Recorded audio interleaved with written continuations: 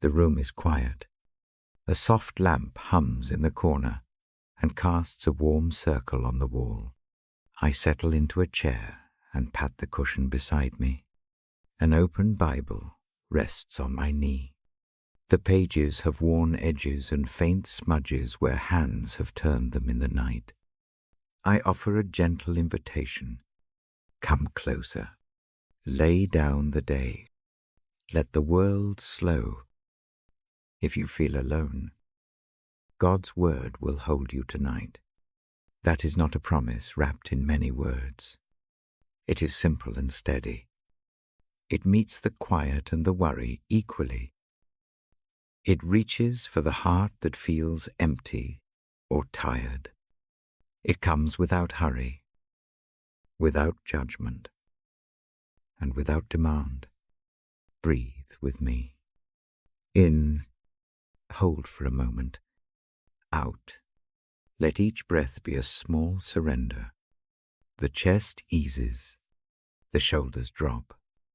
The eyes, if they are open, soften. The mind learns a new rhythm. I speak in a low, even voice. Each sentence lands like a small stone on calm water. Ripples slow. Peace arrives in little waves. I am here to read. I am here to keep a steady lamp while you rest. The Bible is not a harsh book in this hour. It is a companion with hands that reach down. It knows confusion and grief and the nights that stretch too long. It is gentle where hearts are fragile. It is simple where thoughts are heavy. Tonight, we let its words be shelter. Tonight, we let them be bread and balm. There is no need to prepare an answer. No need to fix a problem before the page opens. Bring what you have. Bring the ache, the small joys, the list of things that keep you awake. Set them on the bedside table like small stones. Let the Bible be the warmth that covers them. I will read aloud. Each line becomes a soft light in the dark. Each verse becomes a hand to hold. Picture a small room by a window. Rain taps a gentle rhythm on the glass. A blanket drapes the knees. A cup of warm tea breathes steam into the night. The light is low enough to let the stars do their work beyond the curtains. In that room, two people sit close in spirit. One voice reads, the other listens. No one feels alone when a voice speaks kindly and the pages turn slowly. Hope is quiet here. It does not shout. It arrives like morning light creeping under a door. It does not erase hard things. It offers a room inside the heart where those hard things can rest and be seen anew. Mercy sits with us. It does not insist on explanations. It simply comes and stays. Faith in this hour looks small and practical. It looks like opening a book and letting words settle. It looks like breathing with attention. It looks like leaning back into the mattress and accepting rest as a gift. The Bible offers images that hold, words about shepherds and still waters, about lamps and light, about hands that guide and do not let go. I will read these images to you. I will read them slowly, with room between each thought. Let them sink like seeds into dark, soft earth. There is another quiet act I invite. Let your fingers trace the edge of a page. Let your thumb find the place where ink meets paper. That small motion is a promise to yourself. It is not a promise to cure everything. It is a promise to remain open for a moment. The Bible can work with that openness. It does not rush. It waits. It knows many kinds of night. If the chest tightens, call out with your breath. Exhale long and slow. Let the breath speak for what words cannot. Sometimes the most faithful thing in a late hour is to breathe. Simple air moves through and reclaims a little peace. I speak softly after each passage. I do not try to explain every image. I leave space for listening, for feeling, and for the small stirrings of hope that have no loud voice. You do not need to be certain about everything to be here. Doubt and fear can sit beside trust. They can be held together without collapsing. The Bible opens a room large enough for all of that. It holds questions with tenderness. It does not scold them away. Tonight, questions can rest on the same pillow as prayers. Each has its own shape and place. Mercy comes in many quiet forms. A word that forgives, a line that remembers the weary, a promise that morning will return. These are not theological arguments. They are simple comforts that settle like warm bread on an anxious stomach. I read these words with the care of someone handing you a cup of tea. The steam is small comfort. It is enough for now. Let the sound of my voice be a steady rhythm in the night. When the mind wanders, do not worry. Gently guide it back to the words. Imagine each sentence like a footstep on a soft path. Follow slowly. There is no rush. There is no test. The goal is not perfection. The goal is rest and assurance. The goal is the quiet knowledge that someone cares. I will choose passages that wrap around the lonely places. I will choose phrases that sit like a hand on the shoulders. I will read psalms that cry out and find reply. I will read promises that speak of presence. I will pause where the rhythm invites breath. I will let silence have its part, so that the words can enter without haste. Tonight, I also invite small acts of remembering. Think of a single kindness you saw today. Hold it for a moment. Let its warmth spread. A remembered kindness is like a candle flame in a dark room. It does not banish the night, but it makes the night gentler. We will put these small memories beside the scripture as companions. They are proof that light exists even in small forms. If sleep does not come easily, that is okay. Rest does not always mean sleep. Sometimes it means being still enough to hear God speak. Sometimes it means the assurance that someone reads beside you. The Bible will speak in plain lines and soft rhythms. The voice reading will not press for immediate change. Instead, an invitation remains for steady, patient hope. I am aware that many wear heavy hours. Some nights are full of questions that seem too large. Some nights are tightly tied with regrets. I do not offer easy fixes. I offer presence. I offer the steady weight of God's word that has held many hearts through similar darkness. That word is patient. It has 1,000 shapes for comfort. It whispers of love that finds the lonely and makes a home. We will listen to phrases that remind us of a guiding hand. We will hear about rest. That is real, and not merely escape. We will hear images of a light that does not burn harshly, but guides gently. These images are not meant to teach in complicated ways. They are meant to soothe, like a warm cloth on a bruised place. As the pages turn, allow tired thoughts to drift. Let them be like leaves on a slow river. Watch them without chasing. The reading gives you permission to be tired. It also gives a gentle assurance that tiredness does not equal abandonment. God's presence is not contingent on strength. It rests on faithful love. That love is steady and does not waver with mood or measure. I will close each short section with a quiet pause.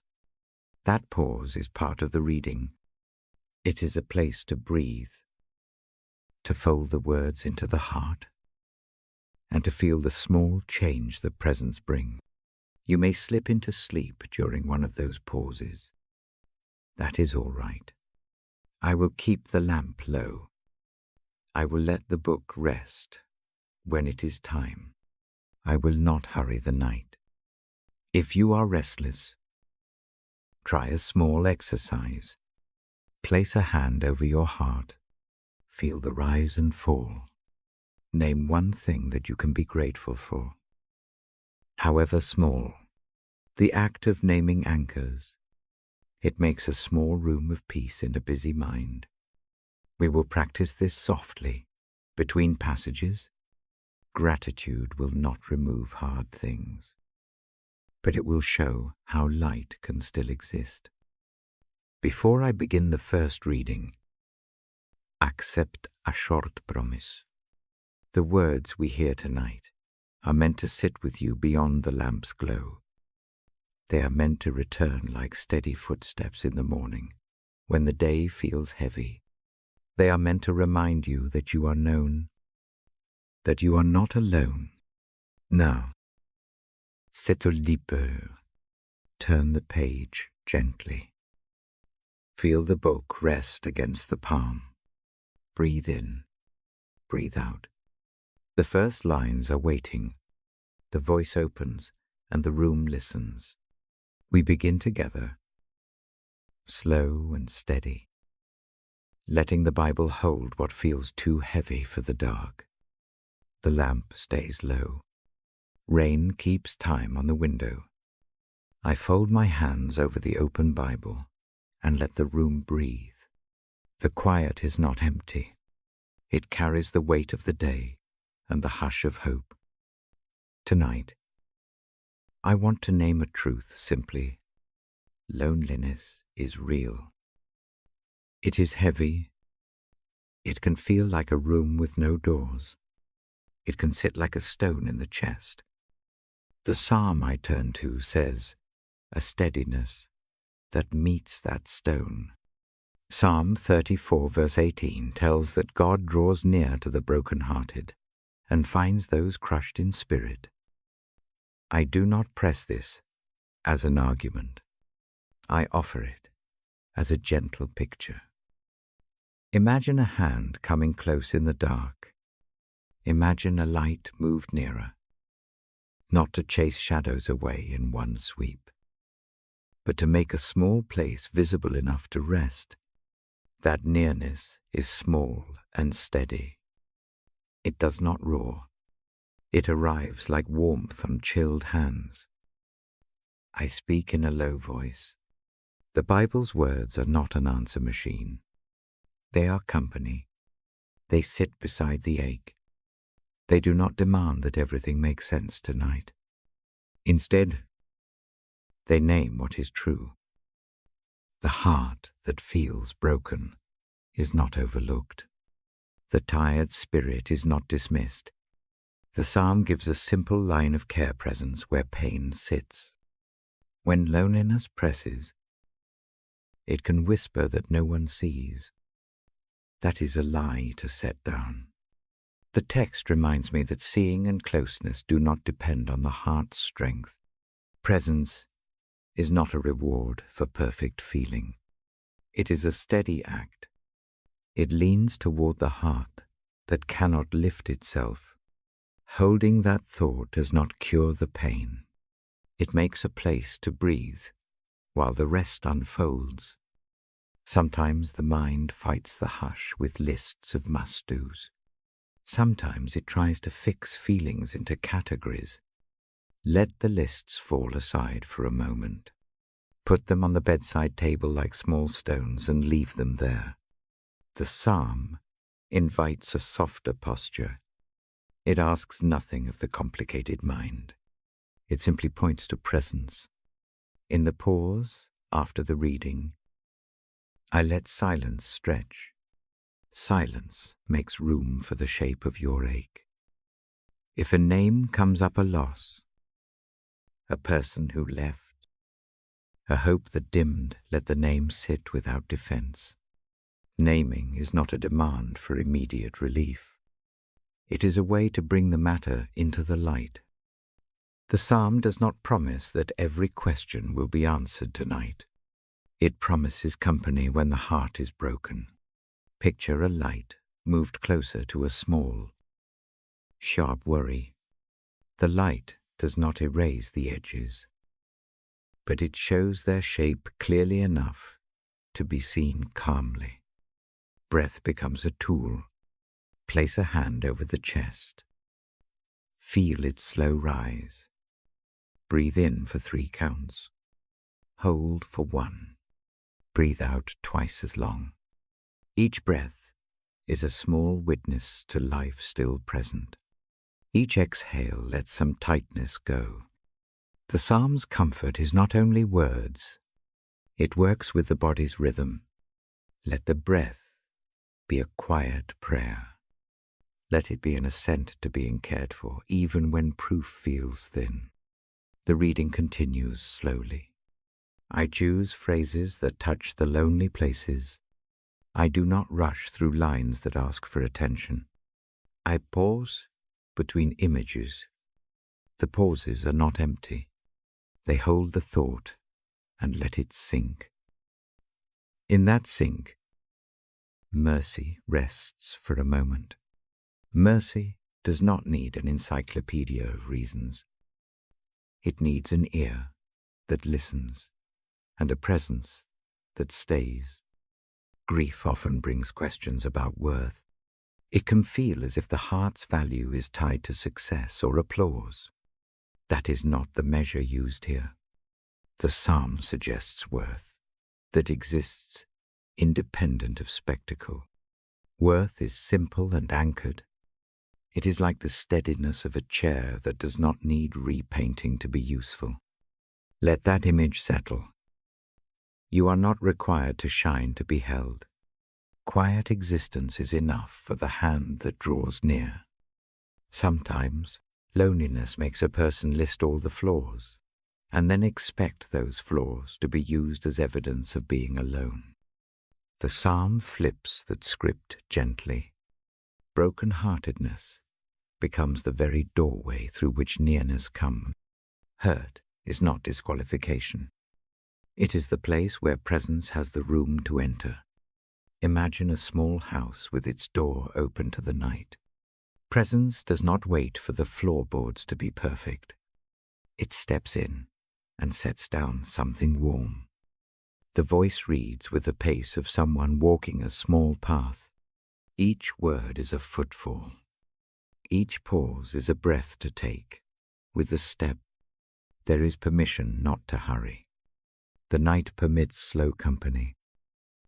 When the mind intrudes and drifts off to past mistakes or future worries, guide it back by returning to a single phrase. Repeat it softly in the empty space.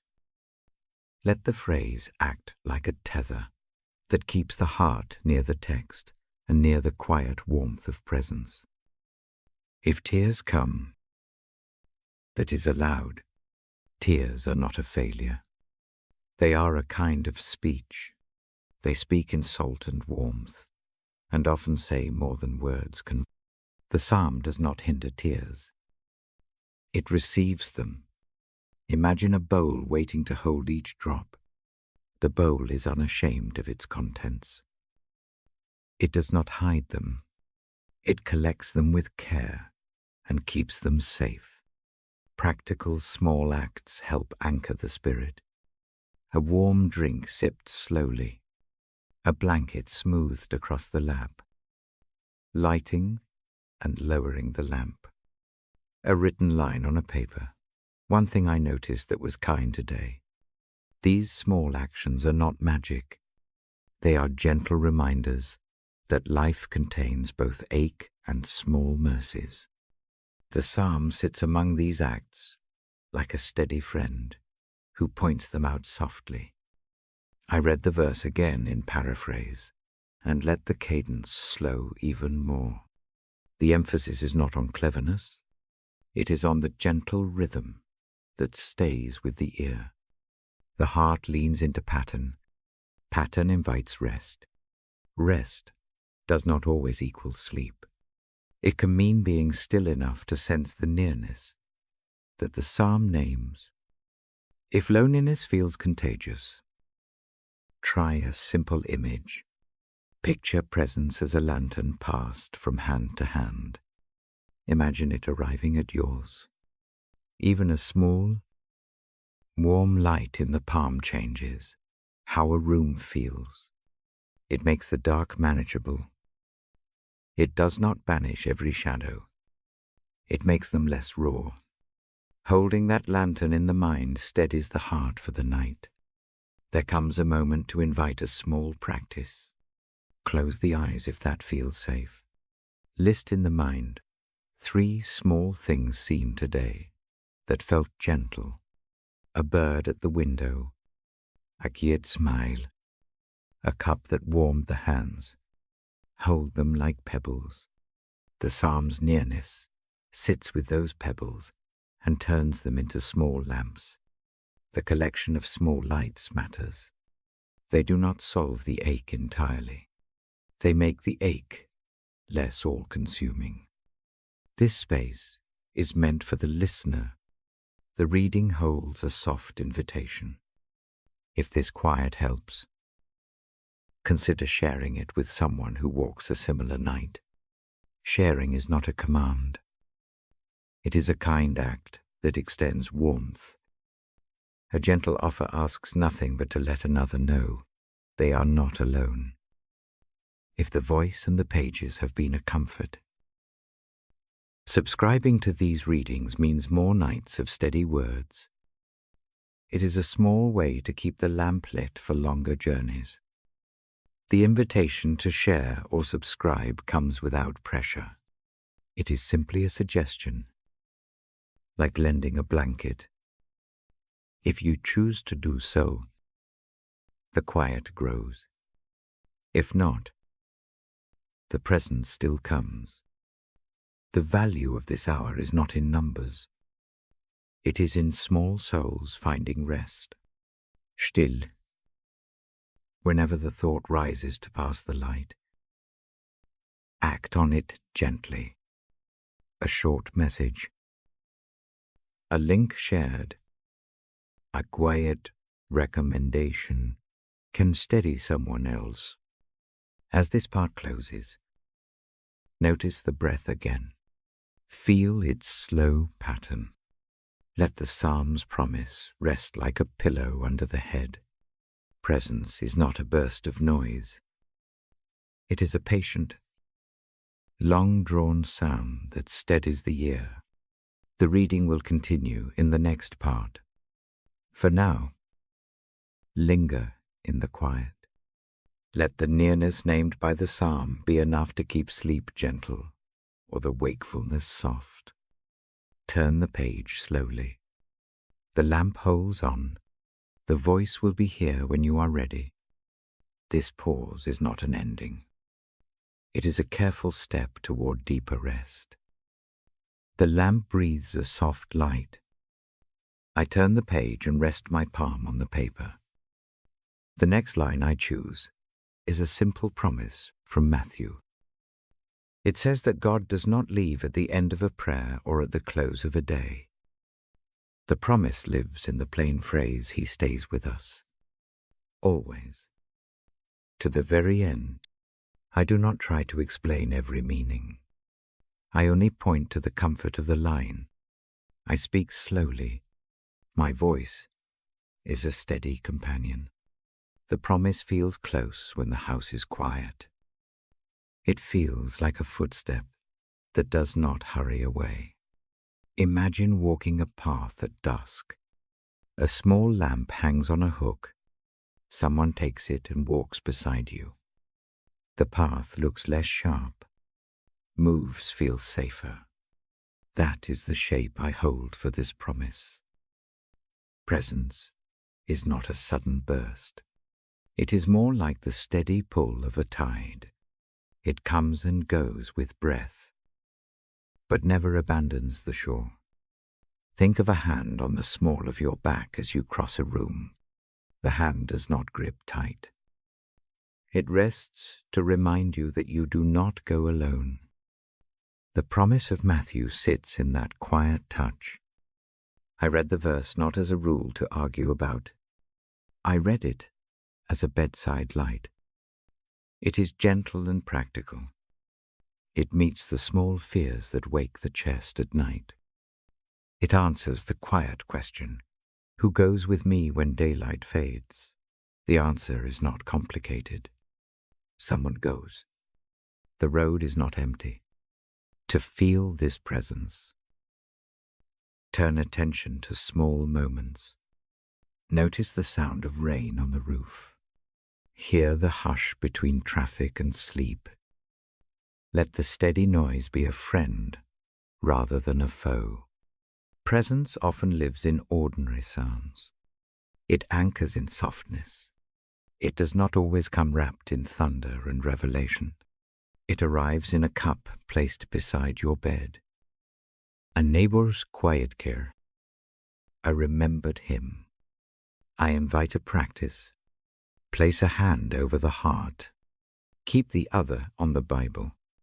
Take a long, easy breath. Think of one ordinary task from the day. Maybe washing a dish. Maybe closing a window. See that task again for a breath. Imagine the unseen companion in the room. Steady and calm. The task looks the same, but the room feels less small. Presence alters how ordinary things rest in the mind. When worry whispers about tomorrow, return to the simple promise. It is not a promise of easy days. It is a promise of company during them. That difference matters. The promise does not erase hard things. It changes how they are carried. Imagine wearing a small pack on a long walk. A companion offers a gentle hold on the strap. The pack does not disappear. The journey becomes lighter because you are not alone.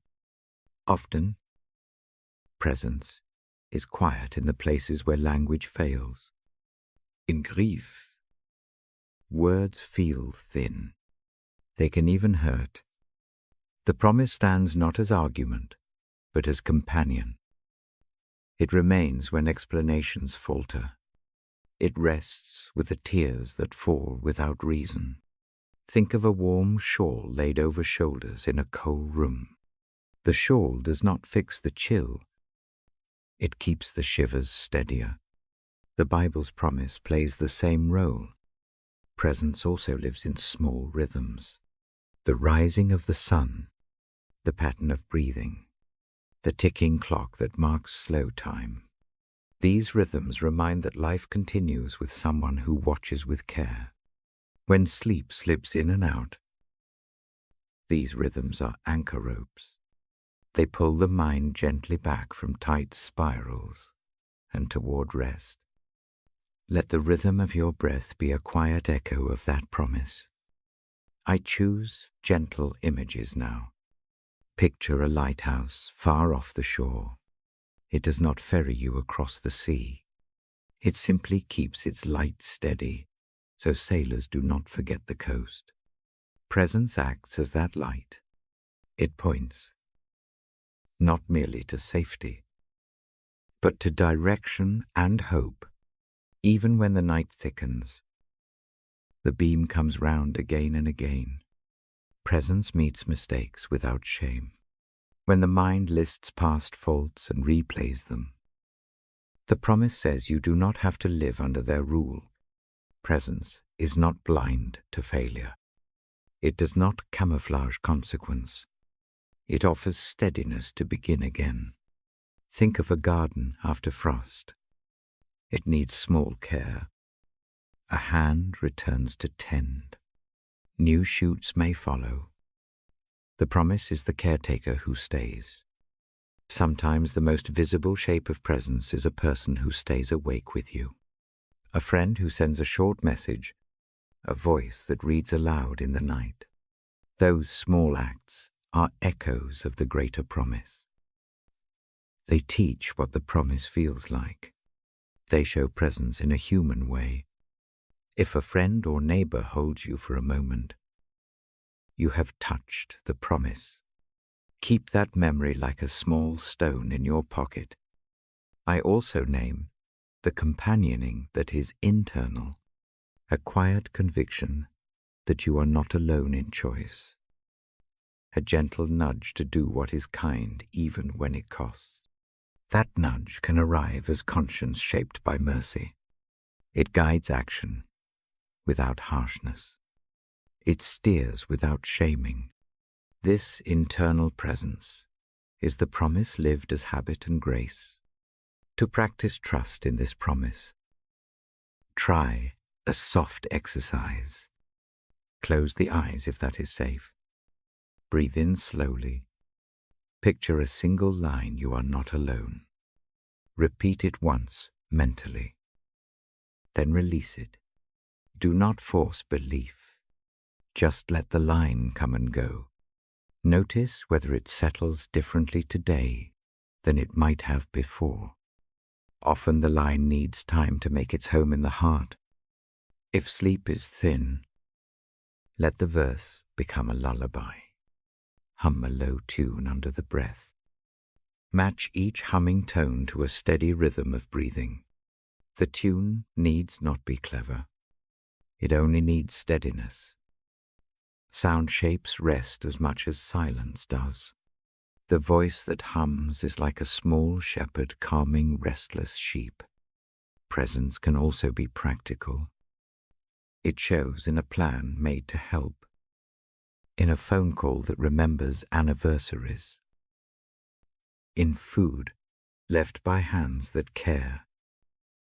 These acts are not grand. They are gentle and relentless. The daily pattern of help is often the clearest sign that the promise is not merely a phrase. It is a living thing that shapes small decisions. I read the verse again in paraphrase. Slowly, each phrase is a small lamp. Take the light and imagine walking through the rooms of the day. Open a door. Let the light move into that room. See how it changes the shadows. Notice which corners soften first. The rooms are not all bright in the same moment. Some stay dusky for long stretches. The promise simply does not leave. Resistance to the idea of constant presence is common. Doubt is not a failure. Doubt can be a companion that asks honest questions. Let doubt sit with the promise without forcing a resolution. Both can exist in the same quiet. The presence that Matthew names is wide enough to hold a searching mind. It does not collapse when questions enter. As the reading slows, I offer a small suggestion. Before sleep, name one way the promise touched the day. It might have been a small kindness witnessed. It might have been a moment of courage. However quiet, keep that memory by the bedside. It will be a small proof to return to on harder mornings. Collect these moments like pebbles. They build a small pathway back to confidence. I know the night can feel long. I know fears take on weight in the dark. The promise does not pretend those nights become easy. It assures company. That company matters. It is a steady presence that lives in the seam of ordinary hours and long ones. Hold that thought gently. Let it be enough for now. The page closes softly. The lamp continues to breathe. I fold my hands for a moment and listen to the quiet. When you are ready, Let the head find the pillow. Let the breath slow into its even rhythm. I will be here to read more soon. The next passage will go deeper into mercy and rest. For now, rest in the simple knowledge that someone goes with you. Hold that like a small lamp. Let its light keep the way gentle. The lamp breathes in its small circle. Pages whisper when the edge turns. The verse at the margin reads like a simple instruction. The word is a lamp to the feet and a light to the path. I do not read it as a complex map. I read it as a bedside lamp, close and steady, enough to see the next step. The idea of a lamp at the feet matters. A headlight sweeps and dazzles. A lantern warms only a small place. The lamp shows the ground beneath the foot. It does not reveal the whole landscape at once. That is mercy. It asks for one step at a time. It keeps the foot from stumbling. It keeps the heart from leaping ahead into imagined dangers. I place the Bible across my knees and let the sentence rest there. The night outside the window keeps its slow rhythm. The words soften when spoken aloud. They become less a doctrine and more an action. Light for the path means light for walking. The focus shifts from big answers to small, careful movements. A memory comes into the room. Not like a flood, but like a single, steady flame. Years ago, a door closed that I did not expect.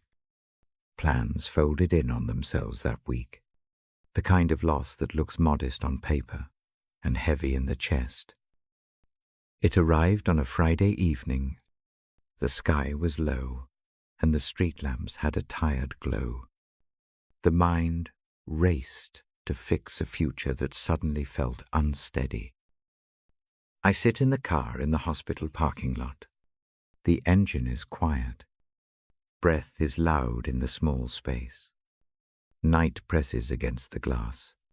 Papers sit in the passenger seat with all the wrong questions on them.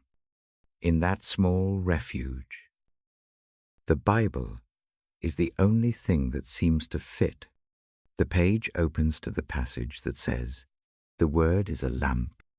I read it slowly. The words settle like a hand on a shoulder. The lamp image changes how the night feels. Instead of scanning for every hazard, attention drops to the next step. One choice at a time, one phone call, one cup of coffee. The big problem does not vanish. It happens to feel less like a cliff and more like a path with stones. Each stone is manageable. The chest, which had been a tight fist, softens enough to plan a single, small action call. One number. Send one message. Breathe through 1 hour. That evening, the lamp did not fix circumstances. It changed the posture. Movement returned. Steps that had been frozen began again. Small and deliberate. The word worked not as instruction to ignore fear, but as permission to meet fear with a small, steady light. I drove home slowly. The map of the future remained uncertain. The next step felt clearer. The Bible's light is practical. It does not threaten with perfection. It offers immediate help. When decisions hang heavy, the lamp points to the next footfall. When thoughts spiral about what might come, the light brings attention back to where hands can work. It is a kindness of presence applied to the ordinary. Tonight, let the verse sit like a small tool on the bedside table. Picture a dim path outside your door. The lamp waits at your feet. It makes the next stone visible. With each breath, the step becomes steadier. If the mind wants to leap forward and solve everything at once, invite it to slow. Offer the thought that one careful step is enough for now. There is a difference between a light that shows and a light that shows off. The word does not demand dazzling displays. It is content to be useful. Imagine walking a narrow trail between hedges. A lamp reveals the roots and stones. It prevents a fool. It does not make the whole world bright.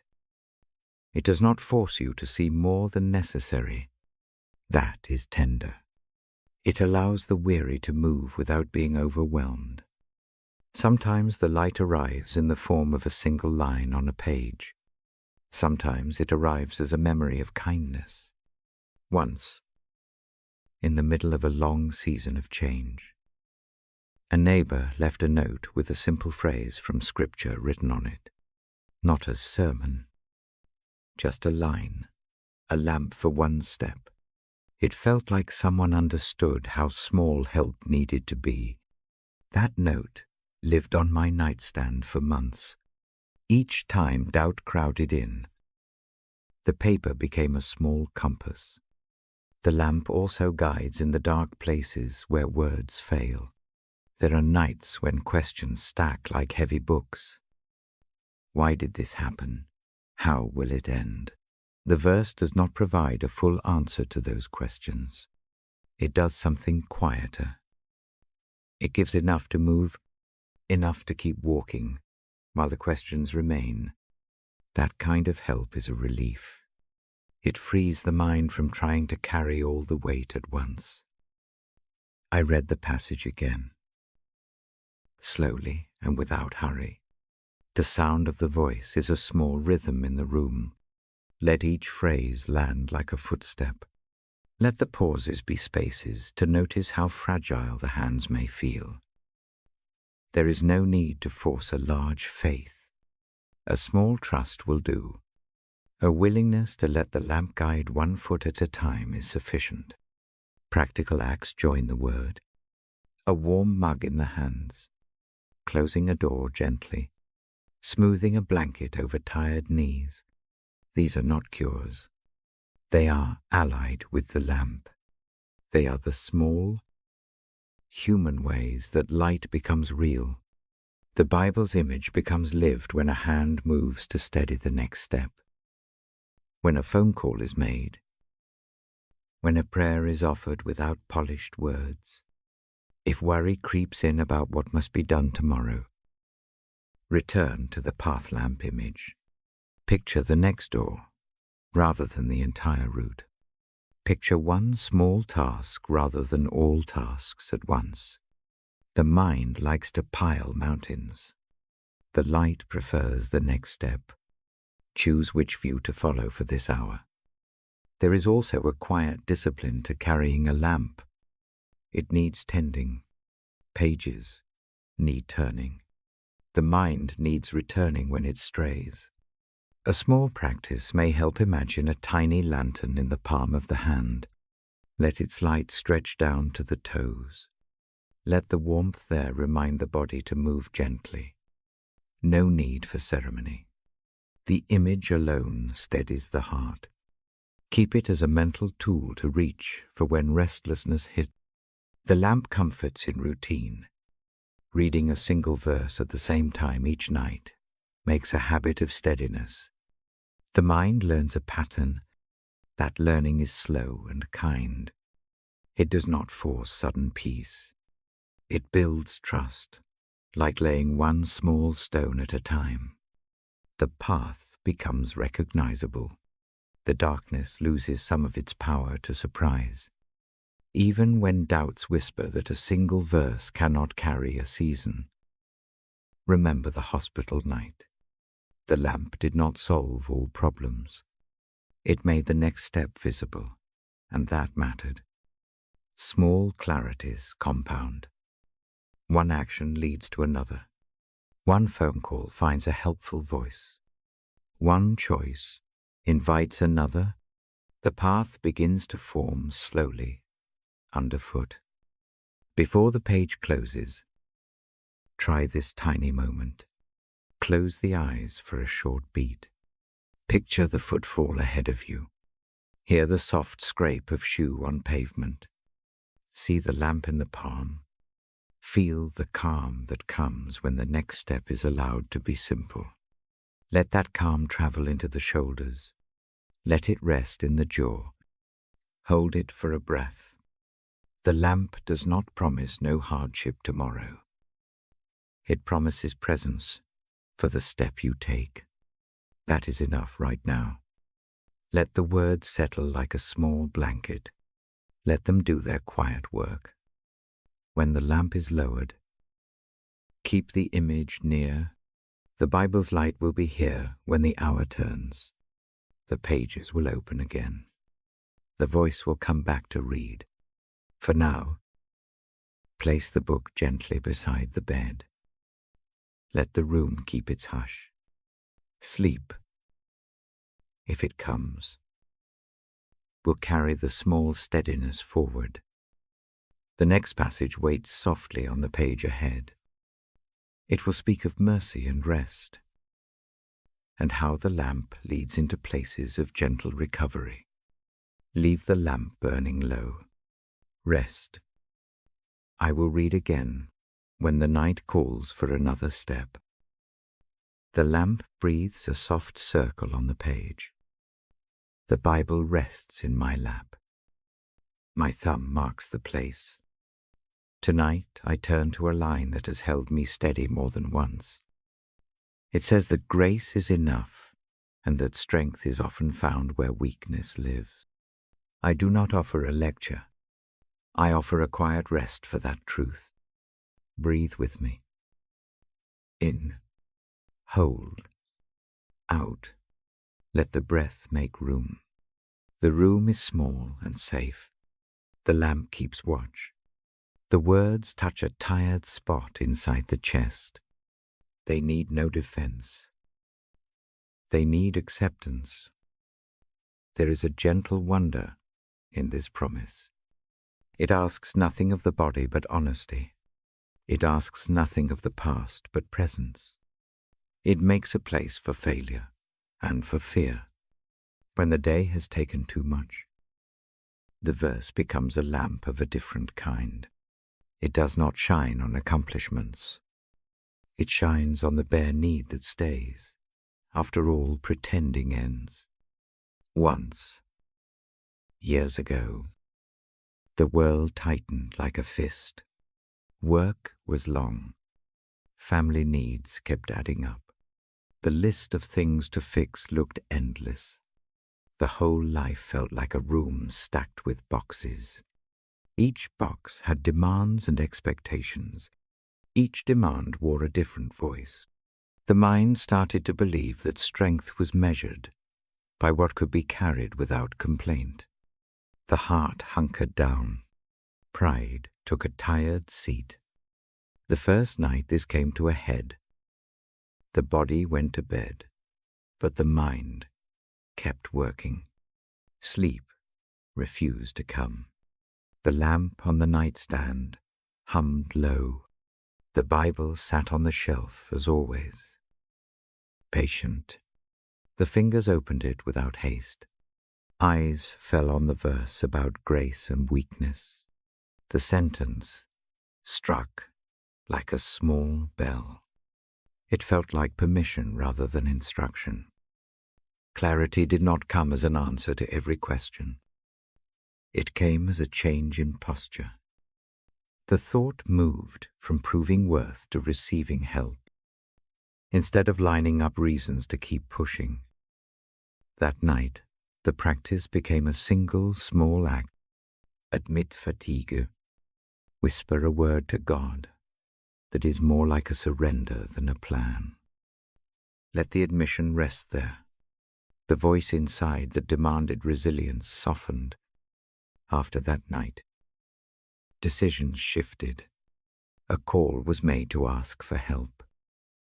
A task list lost its edge when shared. The boxes did not all disappear. Some stayed for a time. Others were carried by different hands.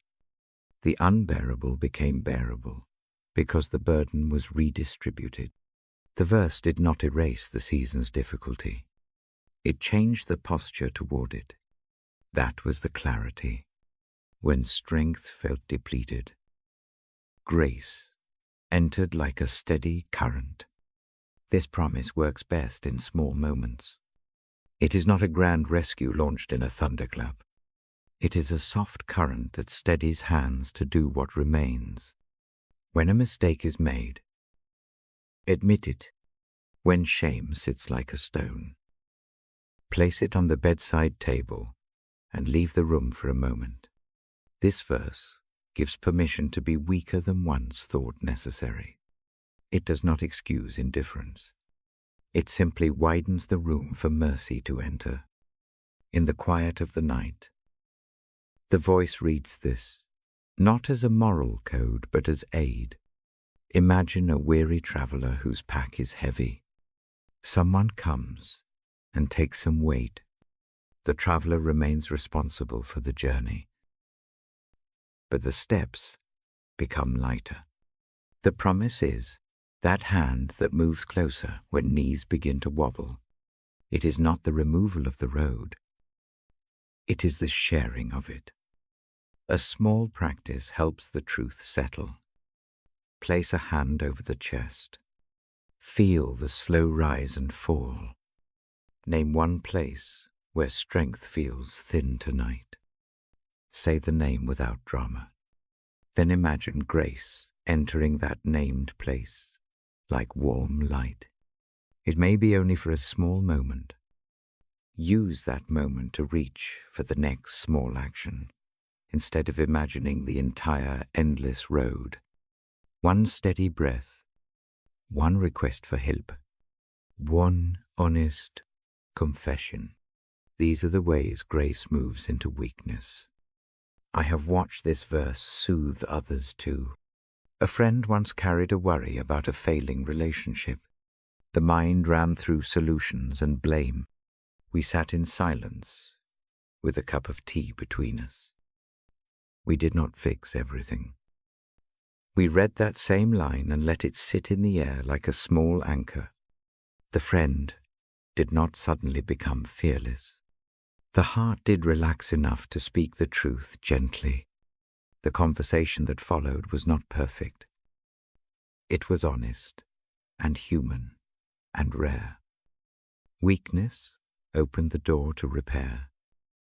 Mercy often slips in when vulnerability is allowed. Vulnerability is a soft, brave thing. It asks for help. It does not demand pity. The verse about strength in weakness does not call for weakness as a method. It simply recognizes that the truth of human life includes seasons where capability falls short. In those seasons, grace is not stingy. It meets need in the small spaces carved by failure.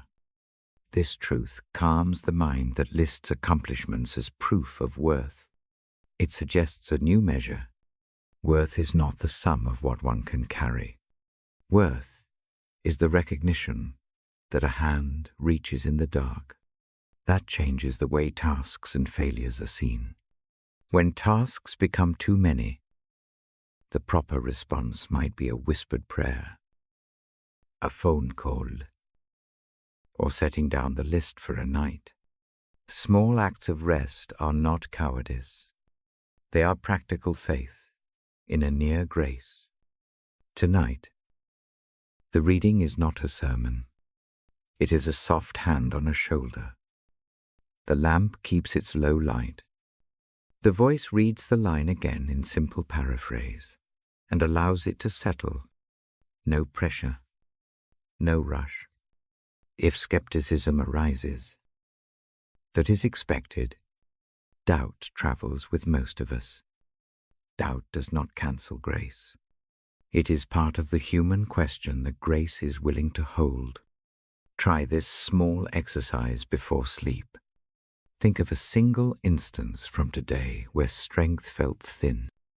Picture it as a small pebble in the palm. Offer it, in thought. Like an offering, allow grace to touch it. The pebble does not disappear at once. It may feel lighter in the hand. That lightness is enough. Repeat this practice over a week. Watch how the shape of burden changes when touched by mercy, little by little. There is also a caution here. Grace does not invite passivity. It invites honest work from a place of rest. Weakness uncovered without care can become avoidance. Grace calls for balance. Accept help. Rest when needed.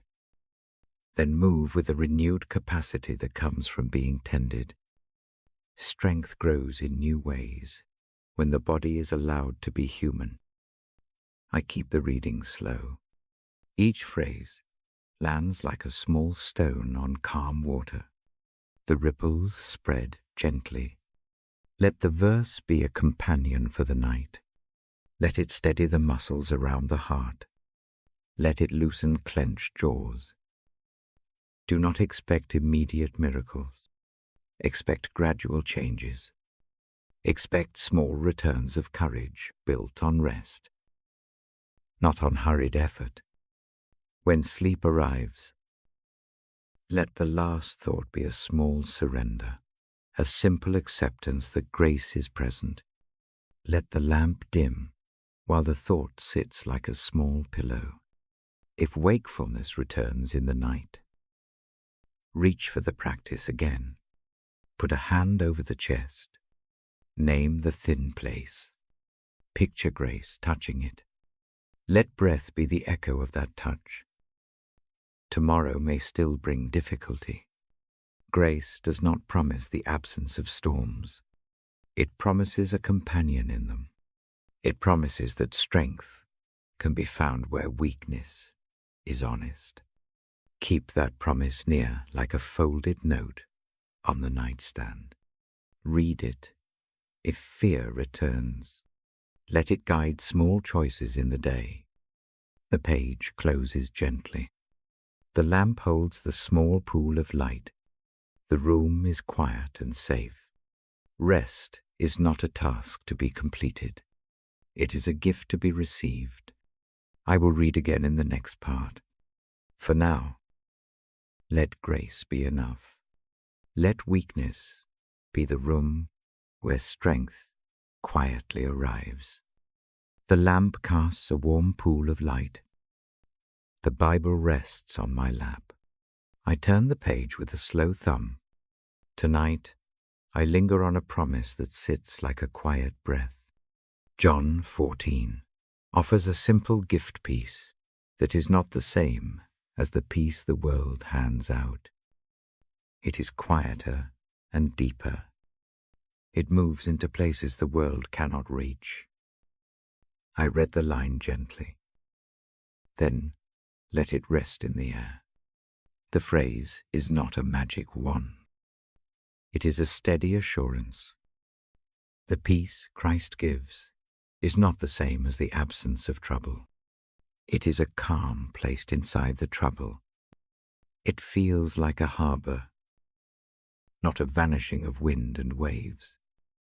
The harbor does not stop the storm. It keeps the boat from capsizing when anxiety tightens the chest.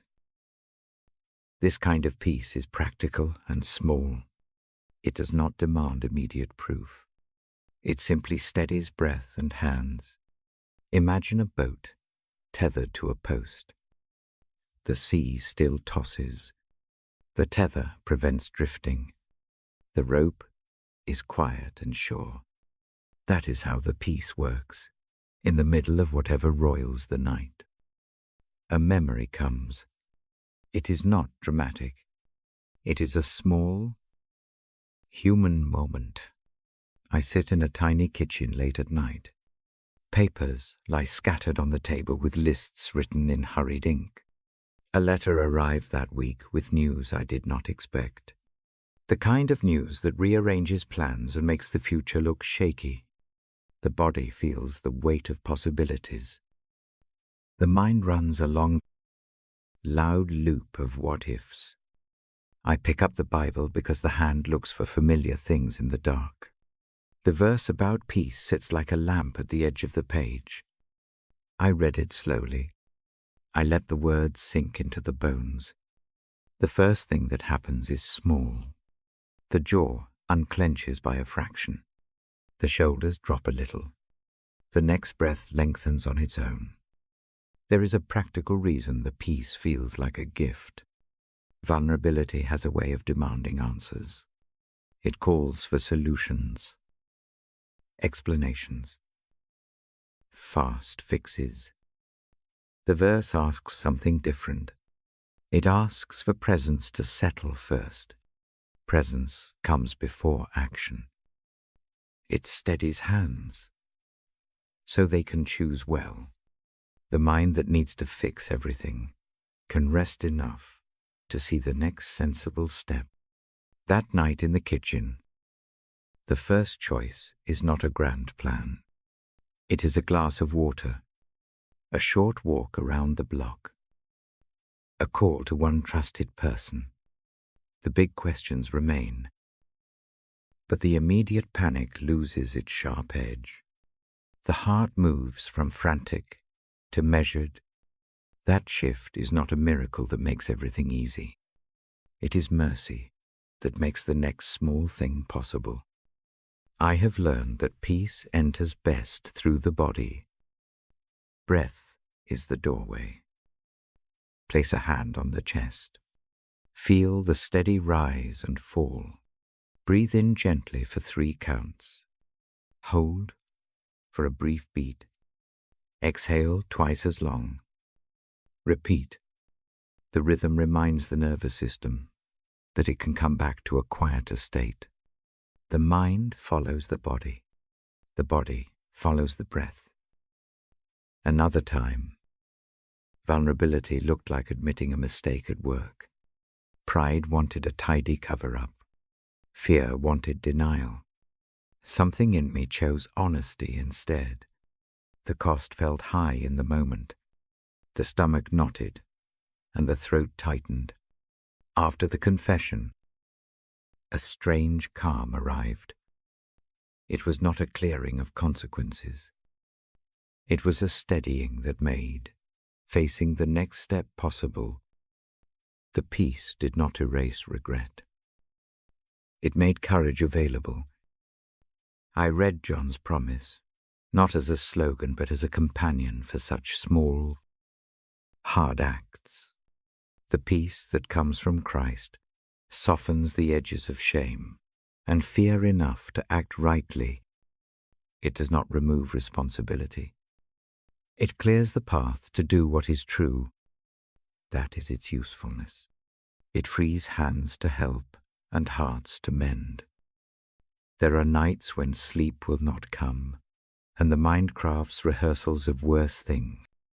On those nights I fold the verse into a short practice. I speak a quiet line to myself, not loudly, and not as demand. The line is a soft tether, peace is near. Breathe with the phrase. Let it ride on exhale and settle like a small stone in the stomach.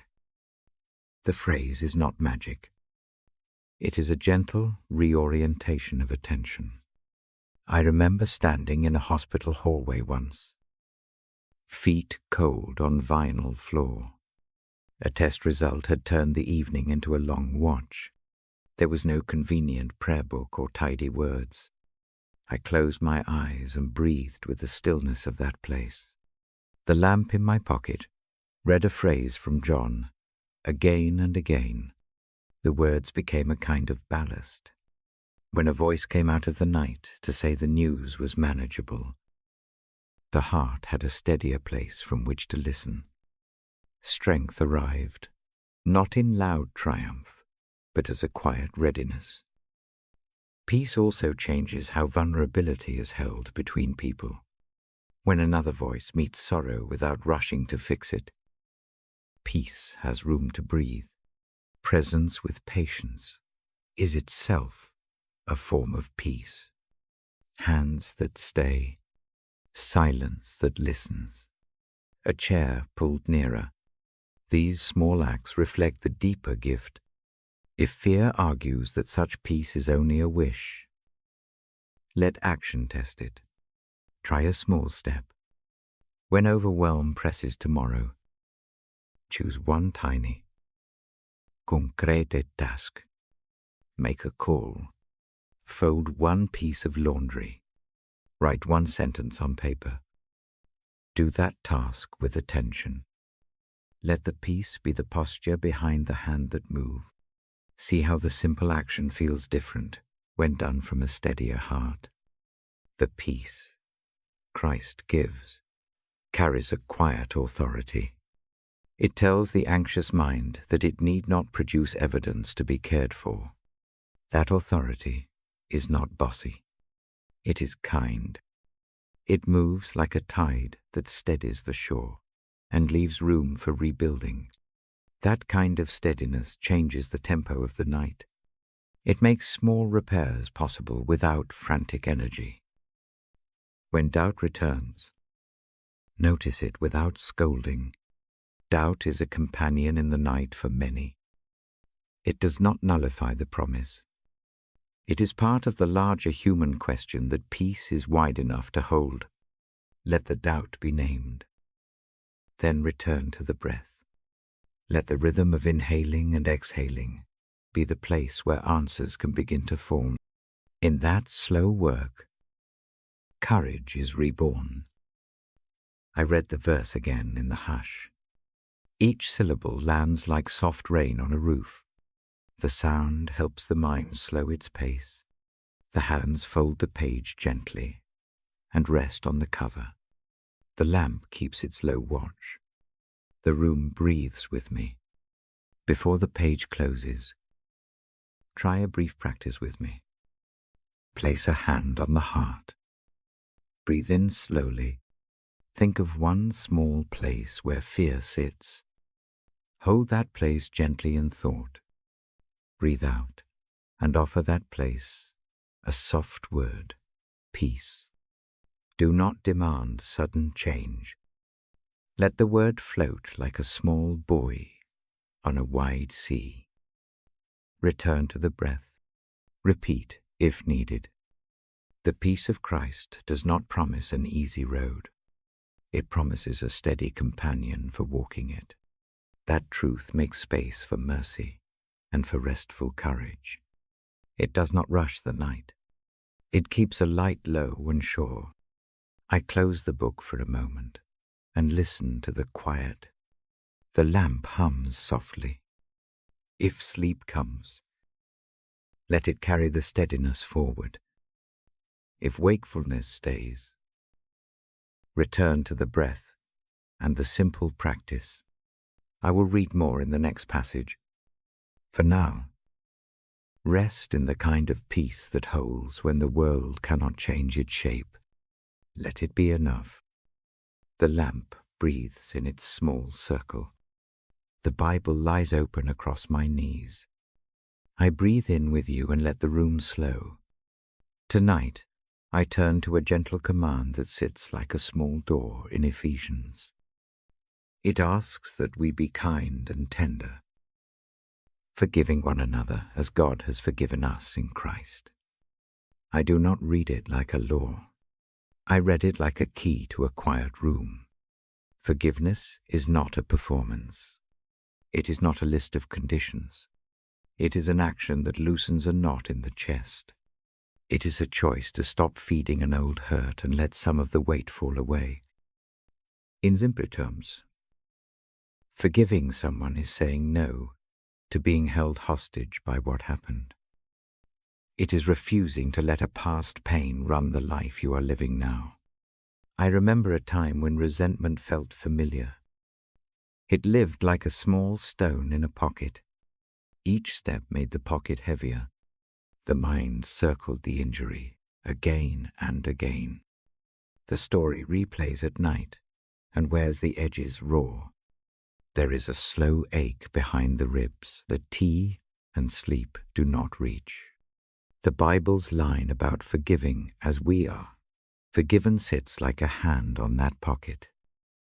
It does not pry the stone out by force. It invites the pocket to be opened. Forgiveness does not mean forgetting. It does not demand reconciliation in dangerous situations. It does not excuse harm. Those are important boundaries. Forgiveness asks a quieter thing. It asks that the heart stop answering old hurt with fresh harm.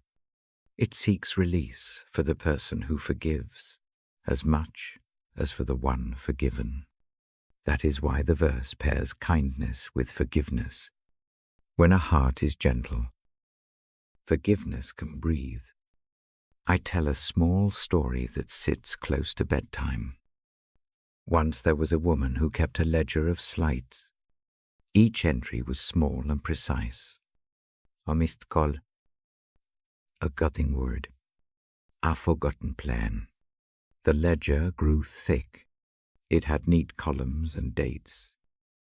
At night she would open it like a lantern and read the offences aloud to remember why she must stay guarded.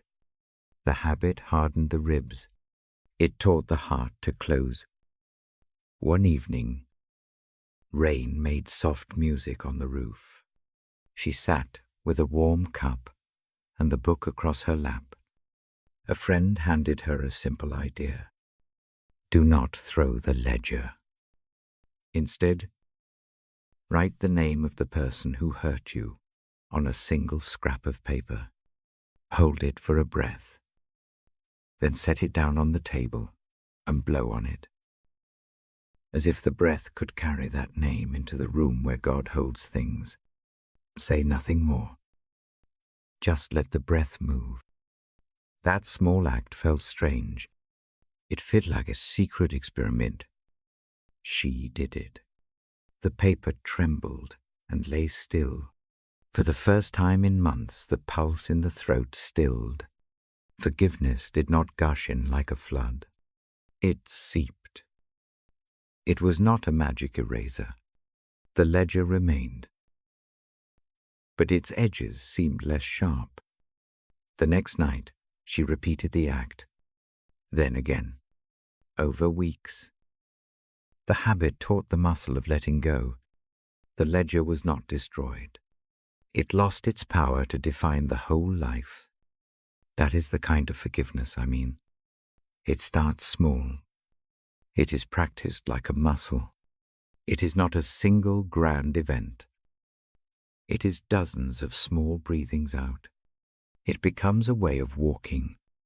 There is another gentle image. Imagine two hands holding a rope. One hand grips it tight with memory. The other hand lets go. The rope is the past. The hand that lets go does not mean the other hand is a bad person. It only means the person who lets go chooses rest over endless worry. The rope may hang for a while. The knot does not vanish instantly, but the tension eases. Practical steps help the heart accept this gift. First, name the hurt, not with drama. Just a quiet naming under the breath. A single sentence is enough. Second, place the name somewhere symbolic. Fold it into a leaf. Let it float on a small bowl of water, or tuck it into the pages of a book. The act makes the internal move outward and gives the mind something simple to do. Third, breathe a short prayer of release. The prayer need not be perfect. It need not be long. A word or a single phrase works. Breathe out what binds you. Allow peace to come in. Forgiving oneself belongs in this night as well. The heart often holds an extra ledger for errors and lapses. Self-condemnation builds a heavy dome. The same small acts of naming and letting go help here too. Put your own name on a scrap. Offer it to the quiet like any other name.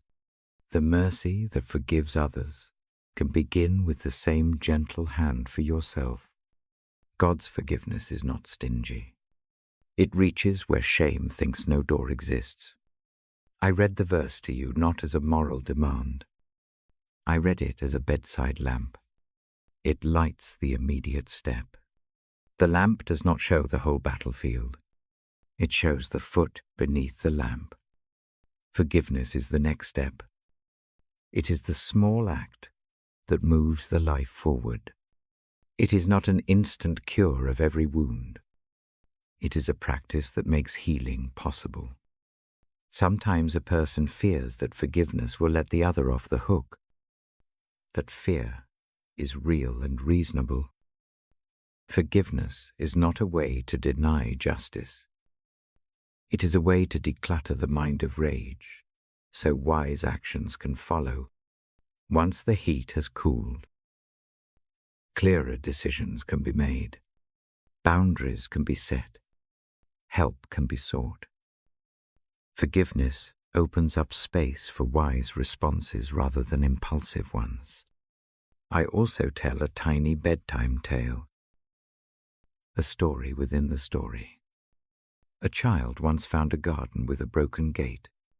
The hinge squeaked, and the latch was bent.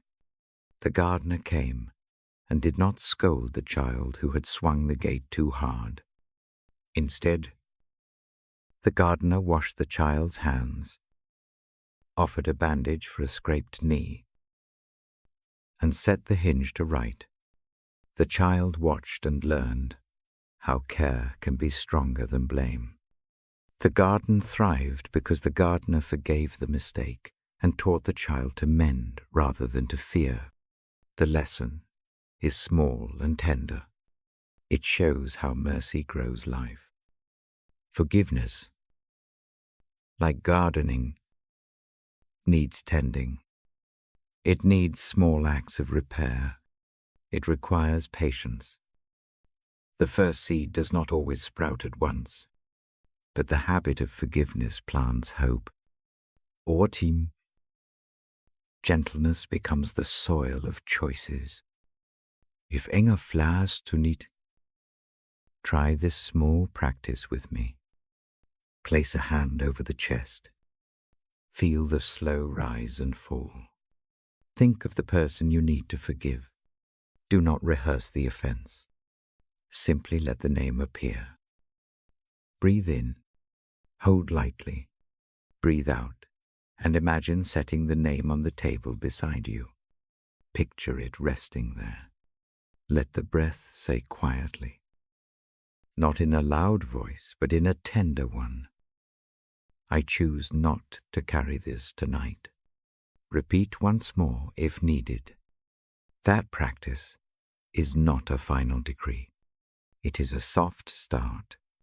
The night is long enough for many small beginnings. If reconciliation is safe and wise later, it can follow. If not, forgiveness still frees the heart to live without constant replay. There is solace in remembering how forgiveness is first given to us. The way God forgives is patient and wide. That mercy meets the clumsy, the tired, the frightened. Knowing we are held like that helps the hand that forgives. We learn to hand the burden over as it was handed to us. The gift moves between people and returns to rest. I read the verse again in paraphrase. Each word is a low lamp. Let it warm the edge of the mind. The breath slows. Muscles around the shoulders ease. The jaw unclenches. The small stone in the pocket grows lighter. If sleep approaches, let the last act before closing the eyes be a small offering. Take a scrap of paper. Write one name, yours or another, and fold it once. Place it under your pillow or in a bowl. Let the simple ritual stand as a promise to try again tomorrow. The habit matters more than perfection. I close the Bible gently and let the lamp keep its low watch. The night is not hurried. Forgiveness is not a race. It is a path walked one small step at a time. Rest in the knowledge that mercy moves beside you. It is steady. It is kind. It is enough to carry a single small name from the heart into the light. When you wake, consider the next quiet step. A short note. A request for help. A small boundary. Let forgiveness shape the morning actions as gently as it shapes the night's breathing. For now, let the lamp dim and the room hold its hush. I will be here to read again. The next passage will tell a soft story that closes with a comforting resolution. Sleep with the freedom that small forgiveness brings. The lamp is low. The Bible lies open and warm on my lap. Tonight I turn to a quiet corner of the Psalms. The lines there say that God knows more than we often admit.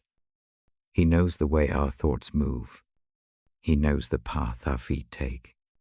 He watches the small things no one else sees. I read slowly. Each sentence is soft. The voice waits in the space between heartbeats. Knowing can feel like exposure. It can also feel like rest. I choose the second. I choose to let the knowledge be a comfort. The psalm means that nothing about us is hidden from care. Not the anxious thoughts that startle in the dark. Not the prayers that never make full sentences. Not the private weighing of right and wrong. All those small things are seen. They are not listed to shame. They are noticed to hold. Imagine being known like a small room warmed from the inside. The light comes from within the walls, not from outside to judge. It is steady and patient. It finds every corner. It does not crack open the door or stare. It simply allows the whole room to be seen and to be tended. There is a tenderness in that image. The knowledge is precise. It is not a voyeur's glance. It is a caregiver's attention. The psalmists speak of a knowing that reaches into thought before it is fully shaped. That knowledge catches the half-formed fear. It meets the thought before shame has time to sharpen it up into accusation. When guilt or worry creeps in, that thought often feels like a private prosecutor. It points fingers and lists failures as if they were the whole story. The psalm offers a different courtroom. In that place, the witness is mercy. The facts are known. The response is care. That difference matters in the small hours. I tell a small memory. There was a night when the mind rehearsed mistakes over and over. Sleep would not arrive. A feeling of being exposed pressed through the ribs. Repeating the same shame felt safe and dangerous at once. It was safe because it was familiar. It was dangerous because it made every breath tight. On that night I opened the Bible and held the verse like a lamp. I did not look for a list of rules. I looked for a hand that would steady, not scold. The thought that God already knows the troubling script changed the posture. The need to perform honesty for an unknown watcher fell away. Instead, the heart could breathe out and say the truth. The knowledge of being known became a place to set the heavy things down, not a mechanism to expose them further. That moment taught something simple. Being known by God is not a trap. It is a shelter. It is like stepping into a room where every shadow is already counted. and the host says you may sit. That permission changes the night. Try a small practice with me now. Place a hand over the heart. Feel the quiet thump. Breathe in slowly. Let the inhale count to 3. Hold for a quiet beat. Breathe out twice as long.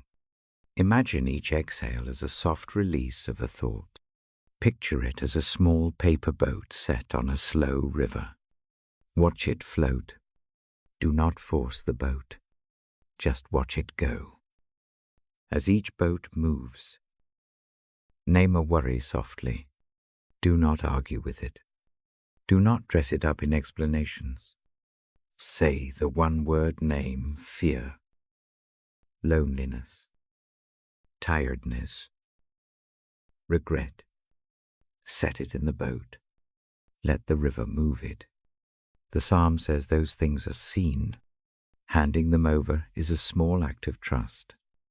If a thought returns that is allowed, the river does not need to be perfect.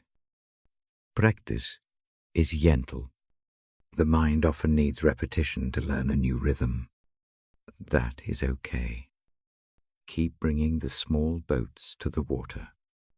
The practice is not about perfect forgetting. It is about learning that thoughts can move and that being known does not mean being trapped. There is another image that helps. Picture a map that knows every hidden path. You cannot surprise it with a shortcut. It has already walked that trail and marked where the stones trip. Knowing like that does not remove the need to walk. It only gives the comfort of guidance. In the night, guidance feels like a hand at the back of the neck. Steady and calm. When private thoughts accuse, they often demand a tidy resolution. They want the mind to turn and fix the future like a craftsman fixing a chair. The psalm's knowing does not rush to tidy. It sits with the thought. In that sitting, the mind learns to be less frantic and more deliberate. The next step becomes clearer when the chest is less tight. The knowledge that God knows our paths also frees the need for performance in relationships. When someone else does not understand, it is tempting to rehearse explanations or to hide parts of the story. Knowing that the truest self is already known helps. It allows one to come as is into rest. It does not mean never seeking repair. It means that the heart can be honest before rest first, and then choose the next step with clear eyes. I speak now of mercy that meets thought. There is no heavy theology here, just a quiet rhythm, seeing, holding, responding. The psalm is not a tool to pry open secrets with harsh force. It is a hand that steadies. It brings the weary toward a small table where breath and truth can sit together, not in fear, but in care. If shame presses, try placing a light object near the bedside, a pebble or a leaf. Give it the name of the thought that aches tonight. Put it on the table with a small motion. That motion is a concrete act of handing over. It is not dramatic. It is a simple mechanical gesture that lets the body and mind cooperate. The psalm's promise is bodily. Care meets the mind through small, real acts. There is also comfort in the knowledge that our motives are seen. That can feel uncomfortable at first. No one likes to feel transparent. Yet the psalm suggests that motives are not held up to shame. They are examined so they can be healed. Imagine a skilled gardener noticing how roots tangle under the soil. The gardener does not mock the tangled roots. The gardener frees them, composts what hurts, and plants again. Such care is patient and practical. Sometimes The hardest thoughts are the ones we do not want to admit even to ourselves. They whisper in half-formed fragments. The Psalm's perspective is that those murky places are known. 2. That knowledge is not an insult. It is a promise that whoever is watching also understands the mud and the smallness. The light that knows does not ask for perfection. It wants to move toward repair, as the voice reads. Allow the ear to tune to the rhythm of being known. It sounds like a quiet, repeated phrase in the chest. It is not loud. It is not invasive. It is a steady pulse of attention. Let it be a background song. It will carry into sleep if allowed. If anger or confusion arises at the idea of omniscience, do not hide that reaction. Name it. It is human to bristle. The psalm permits honest feelings. Name them like any other thought. Put them in the small boat and let them float for a time. The God who knows also receives questions and doubts. That is part of being known without being judged into silence. Before the page closes, try another small practice. Place the hand over the forehead. Then move it to the chest. Feel the coolness of the skin. Say nothing. Let the gesture be its own prayer. Let the hand be a witness. This head and this heart are seen. Let that sight be enough tonight. There are no quick fixes here. This knowing is not a checklist to complete. It is a steady presence that changes how the night is walked.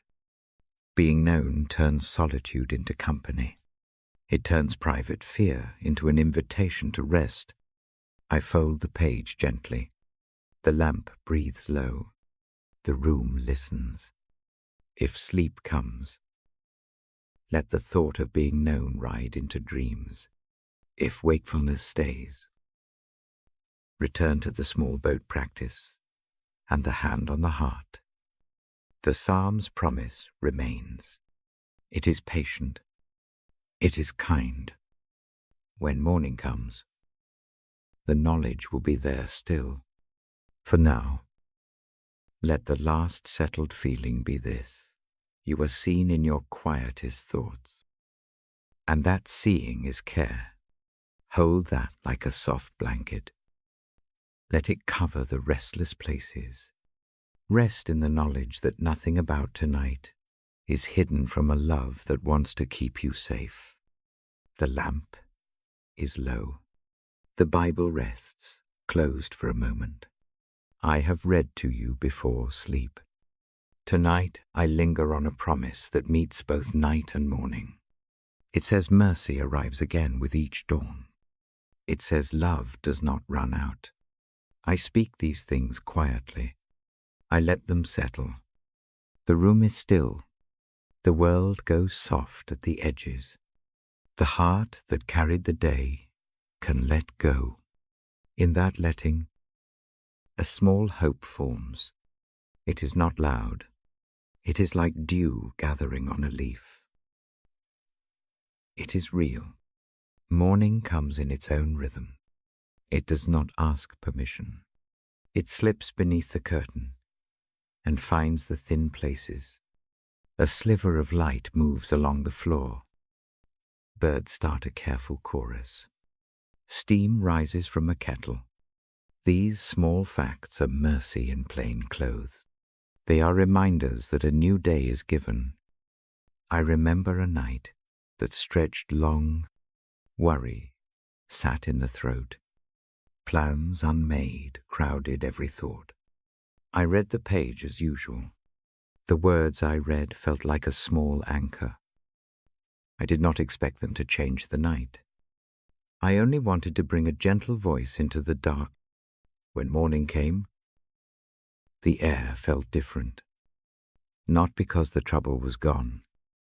Rather, because mercy had come again. It arrived, not as a fix but as a soft hand that steadied the next breath. Waking becomes a quiet practice. Let the eyes open slowly. Do not launch immediately into lists. Place the feet on the floor.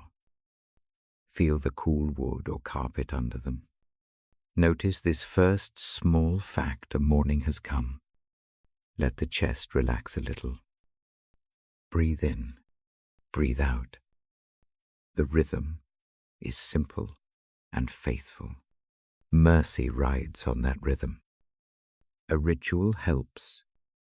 I fold my hands and say a short, honest line in my heart. I do not demand fireworks. I simply name a small thing. Thank you for this breath.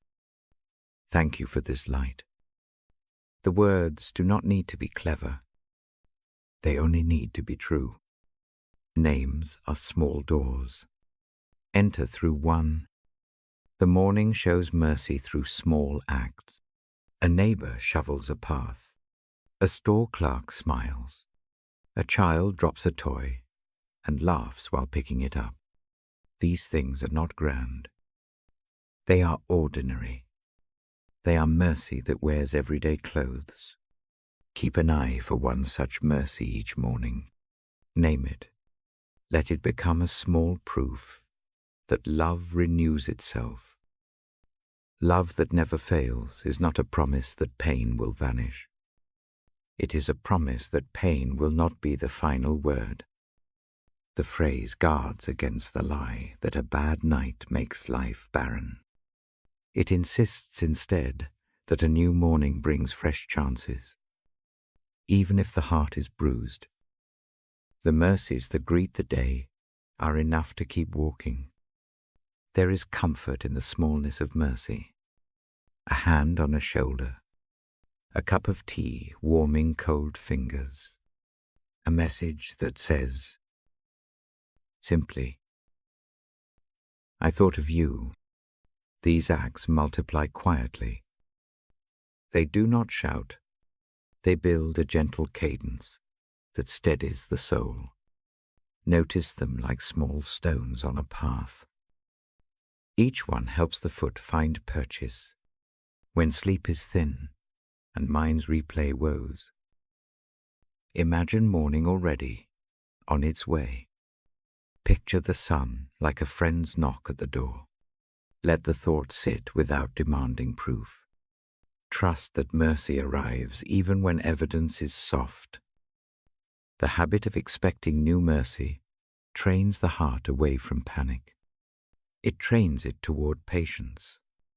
I practice a short exercise before I rise. I place a hand over my heart. I breathe slowly. I choose one word, mercy. I hold it on the inhale. I let it rest on the exhale. The word is not a charm. It is a tether. It binds the scattered thoughts together so the day can begin with steadiness. There are mornings after long loss. The first light can feel like a stranger. The grief still sits heavy in the chair by the window. Yet even there, mercy arrives. It may come as a memory that does not sting as sharply. It may be a neighbor's casserole left at the door. It may be a quiet song that arrives when the kettle sings. None of these erase the loss. They simply return enough warmth to let one small step happen. Mercy is also practical. It often looks like a plan made in tiny pieces. When life feels overwhelming, break the day into low, clear tasks. A single call, one short walk, a single meal cooked and eaten slowly. Each small completion is a mercy that builds momentum. The love that never fails works through these small things. It does not demand immediate cure. It supplies a steady sequence of small helps. Wakefulness in the night can feel like a long tunnel of questions. Answer those nights with a different tactic. Do not try to solve every worry in the dark. Instead, promise the mind a small appointment with morning. Tell it gently, we will look at this again after the first light. This is not avoidance. It is wise timing. The morning's mercy often brings clearer sight and kinder judgment. I read the same lines each night before sleep. They sit with me like a pillow under the head. In the morning I test them in quiet ways. I let one phrase I have read last night return as memory. I do not need to argue about it. I simply let it be present. It often arrives as peace when the mind seeks direction. The practice of reading before bed and then waking into mercy links two small acts, one of listening and one of noticing, and together they form a rope across the night. Teach your hands to look for a single mercy each day. Put a pebble in a bowl for each one you notice. The bowl grows slowly. It is a quiet witness to grace that repeats itself. The body likes objects. The mind likes proofs. The bowl gives both over weeks. The collection becomes a gentle archive of kindness. It is a simple way to remember that love does not run out.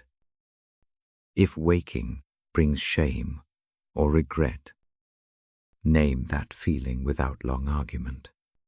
Say simply, I am here. I feel this. Then breathe. Move toward one small, honest act. Make a short list of repairs.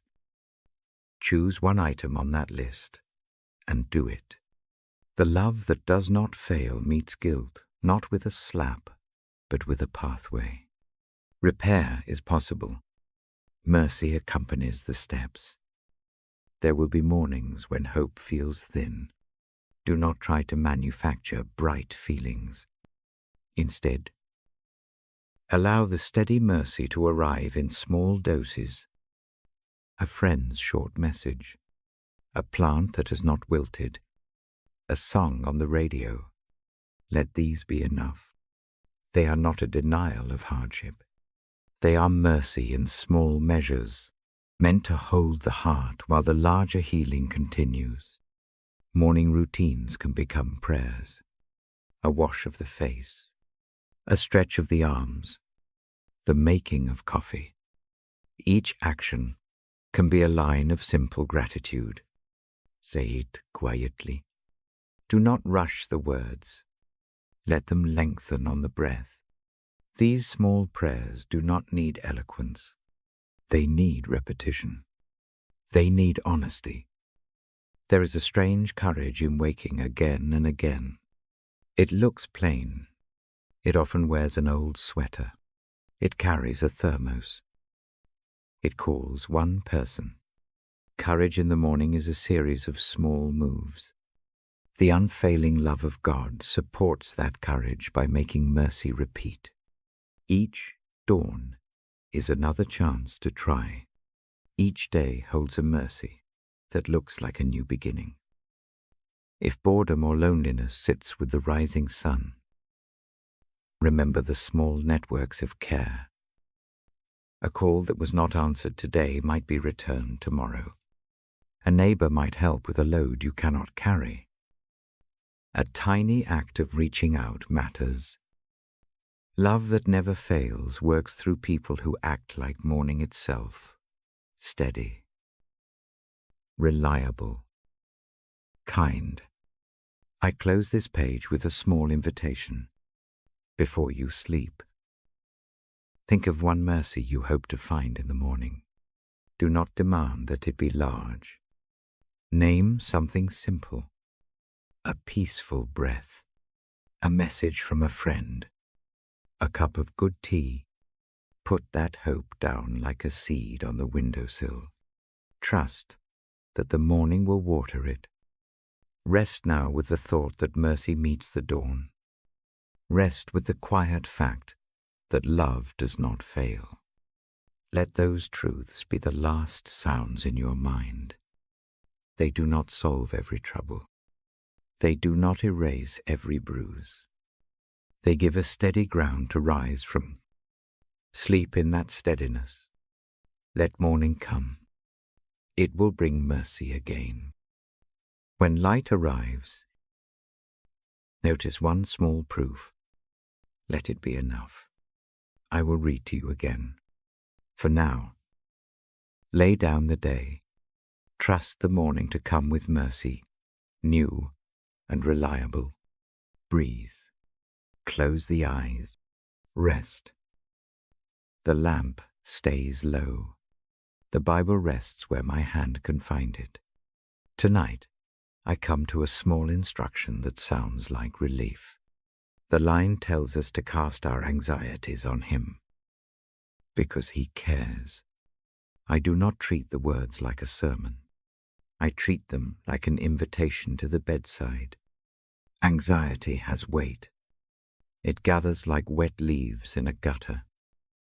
It makes the chest a narrow place. The room does not need more rules about how to feel. It needs a gentle way to let the weight move. That is what this simple line offers. Not a demand to stop feeling, not an order to tidy every thought, just a clear permission to hand the burden over. I begin with a quiet ritual. I place a small notebook on my lap. The cover is soft. The pages are plain. I keep a pen beside it. The light is warm enough to read. It is not bright enough to make the night sharp. The first act is writing. I ask the listener to find one worry to name, not all of them. Just the one that presses heaviest right now. A single line will do. Write it down slowly. Letters need not be elegant. The act of giving it a shape matters more than the shape itself. When the sentence is there, fold the paper once. Hold it in both hands for a breath. Feel the paper's edges. Let the hands speak what speech cannot. The motion is a small liturgy. It tells the body that thought has been moved from inside the head to something you can touch. Next, choose a place for that paper. Some nights I tuck it under the pillow. Some nights I set it on the nightstand in a small dish. Sometimes I drop it into a bowl of water. Watching the surface hold the paper like a small raft. The particular choice matters less than the act of placing. Each placement is a symbolic handing over. The hands perform what the mind hopes for. They move the weight outward. Then I guide a breath practice. Breathe in gently for 3 counts. Hold for a slow count. Breathe out for 6. Repeat this 3 times. With each exhale, picture the named worry sliding off the fold of paper and into a soft, dark place where it can be cared for. The image is not of abandonment. It is of delivery. Imagine a trusted keeper taking the parcel and tucking it away safely. The keeper is patient. The keeper is steady. That is the shape of care suggested by the verse. I also add a small spoken line, whispered and very short. I do not quote a scripture. I name the action. I say, simply, I am offering this. That phrase is not a spell. It is a promise of intent. The voice itself becomes a companion to the handing over.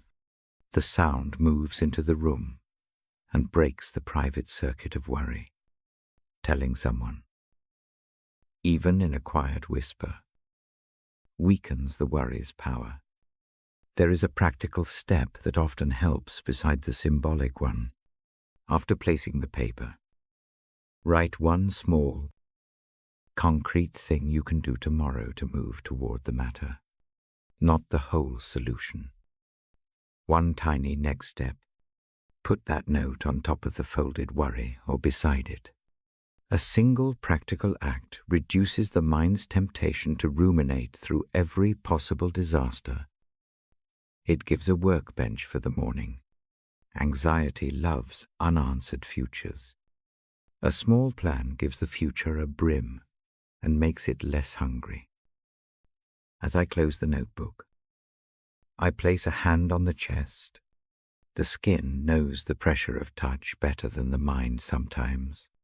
A palm on the heart says what words cannot. You are not required to carry everything alone tonight. Hold that physical contact for a minute. Breathe with it. Let the warmth travel into the ribs. The body responds when the mind is given a quiet companion in the body. If sleep still resists, try a short imagination. Picture a bird that has been flapping in a small room. You open the window. The bird does not fly away into cold. It chooses a branch nearby. The choice matters less than the act of letting the bird go. The bird's leaving is not a loss of care. It is a rebalancing. Your worry is like that bird. Opening a window is the small ritual. It does not mean the bird will never return. It means the room breathes easier when it is not trapped. Another small practice rests on sound. A low, even tone under your breath. Let the hum match the rhythm of breathing. Humming helps the nervous system settle. The voice in the throat changes the chemistry of anxiety. A low hum is like a pillow for the ears. It soothes before sleep claims the head. I hum sometimes, as the last action before the lamp dims. The tone becomes a lullaby for the chest. I do not promise that this routine will erase every worry overnight. That would be a false comfort. What it does promise is a pattern. Pattern matters to the mind. It learns by rehearsal. When the hands learn to place a named worry down, the mind slowly trusts the pattern enough to stop rehearsing catastrophes. The repeated ritual trains the heart to believe that handing things over is a usable option, not a fanciful idea. If guilt or shame sits under the anxiety, place a separate scrap for that feeling. Name it. Give it a small motion.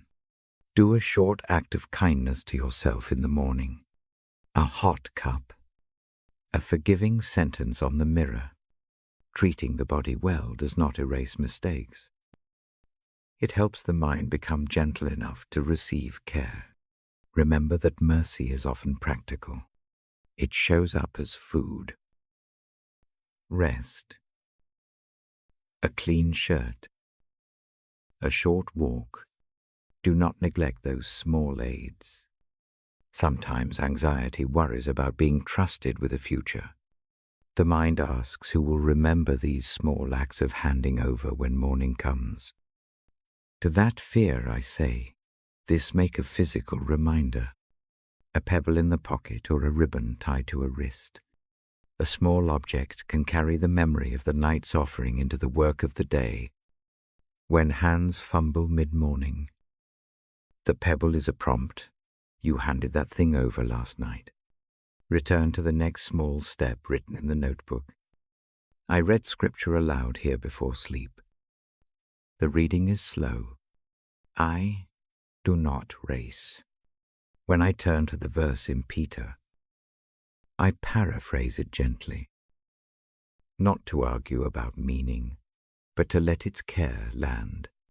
The idea that anxieties can be moved to another pair of hands is not theology for the head alone. It is practice for the heart. I read it again, as a bedside whisper. The sound settles in the room like a soft cloth. If a mind insists on problem solving in the dark, give it permission to schedule a time. Write a single appointment for the next day, called worry time. Give the mind 12 minutes to list options. Then close the box, promising a short, controlled space. To think reduces the night's urge to do endless planning. It is a wise trick the body can learn. The mind loves its routines.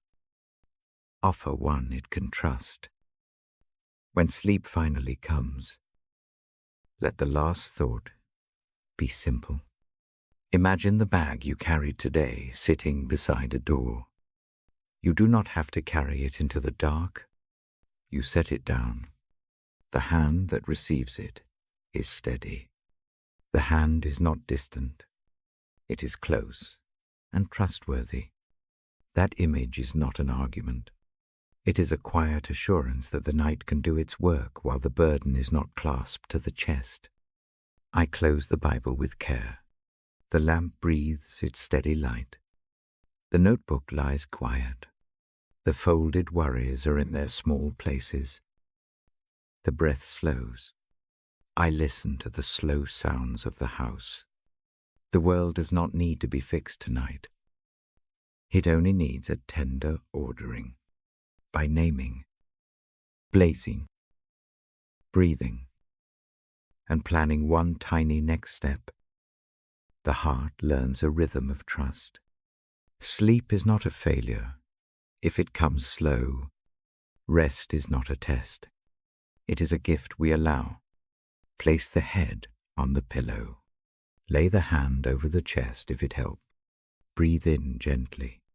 Breathe out, and imagine the named worry being lifted from the lap to careful hands. Let the last sound be a soft surrender. I am not carrying this alone. The lamp will still glow when morning moves in. The pebble will be where it was placed.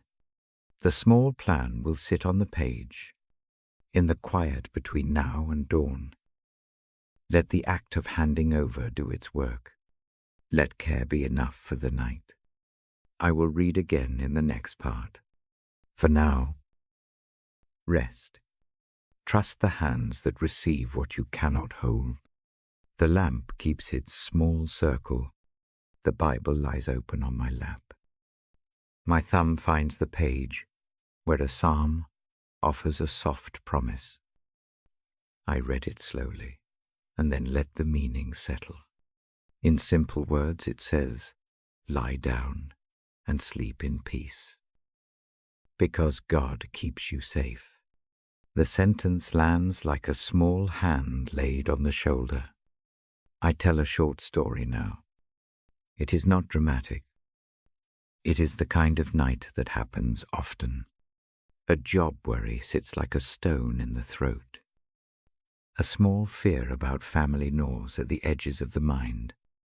The mind makes lists that snake into the dark. Eyes close and then open again. The clock lamp blinks. The house breathes.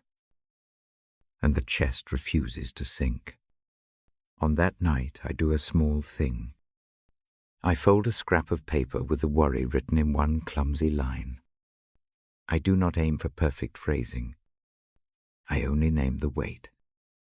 The paper is soft in the hand. I set it down by the lamp. I offer a brief, quiet intention to leave that worry where it is for the night. The act is simple. The body feels something change. Breath follows. I place a hand over the heart. The palm is warm. I breathe in slowly for 3 counts. I hold 1 gentle beat. I breathe out for 6. The breath is a tide that steadies a trembling boat.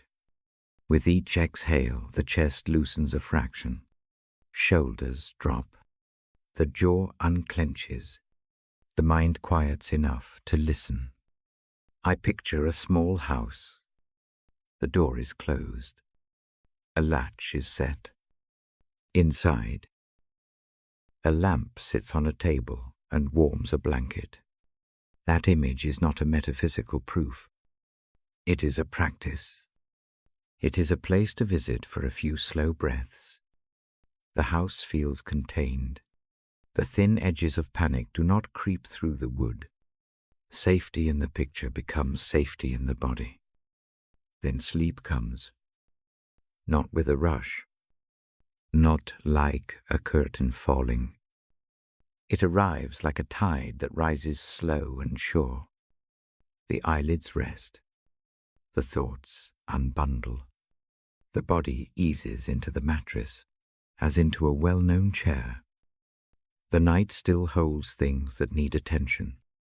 The mind keeps some lists, but the lists no longer run the brain. They sit like papers on a table while the heart finds rest. The Psalm's promise is not a magic eraser. It does not promise trouble will vanish. It promises presence that outlasts fear. It promises a kind of dwelling in safety while storms pass. That dwelling is not always loud. Often it is a hush. Often it is a hand that steadies your breathing while the world keeps changing. Once, in a rain-soaked evening, after a long stretch of hard days, the fear felt like frost in the ribs. Plans frayed and decisions loomed. The lid of the world felt too heavy. A prayer, like a small thread, rose without words. I laid the cares down on the bedside table. I whispered a small surrender. I let the breath be the messenger.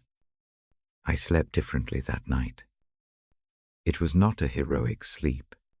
It was the kind that makes the morning possible. Sleep in that way is practical. It is an act of small trust. It looks like simple rituals repeated. A lamp dimmed. A note tucked away. A hand across the heart. One short breath practice. Each action is a tiny agreement to let the weight be held elsewhere for the dark hours. The body finds that this is often enough. Here is another gentle image. Imagine a shepherd closing a gate at dusk. The sheep are counted. The pen is safe. The night wind moves around the fence, but the flock is sheltered. The Psalm's promise feels like that gate. It is a practical shelter for the small hours.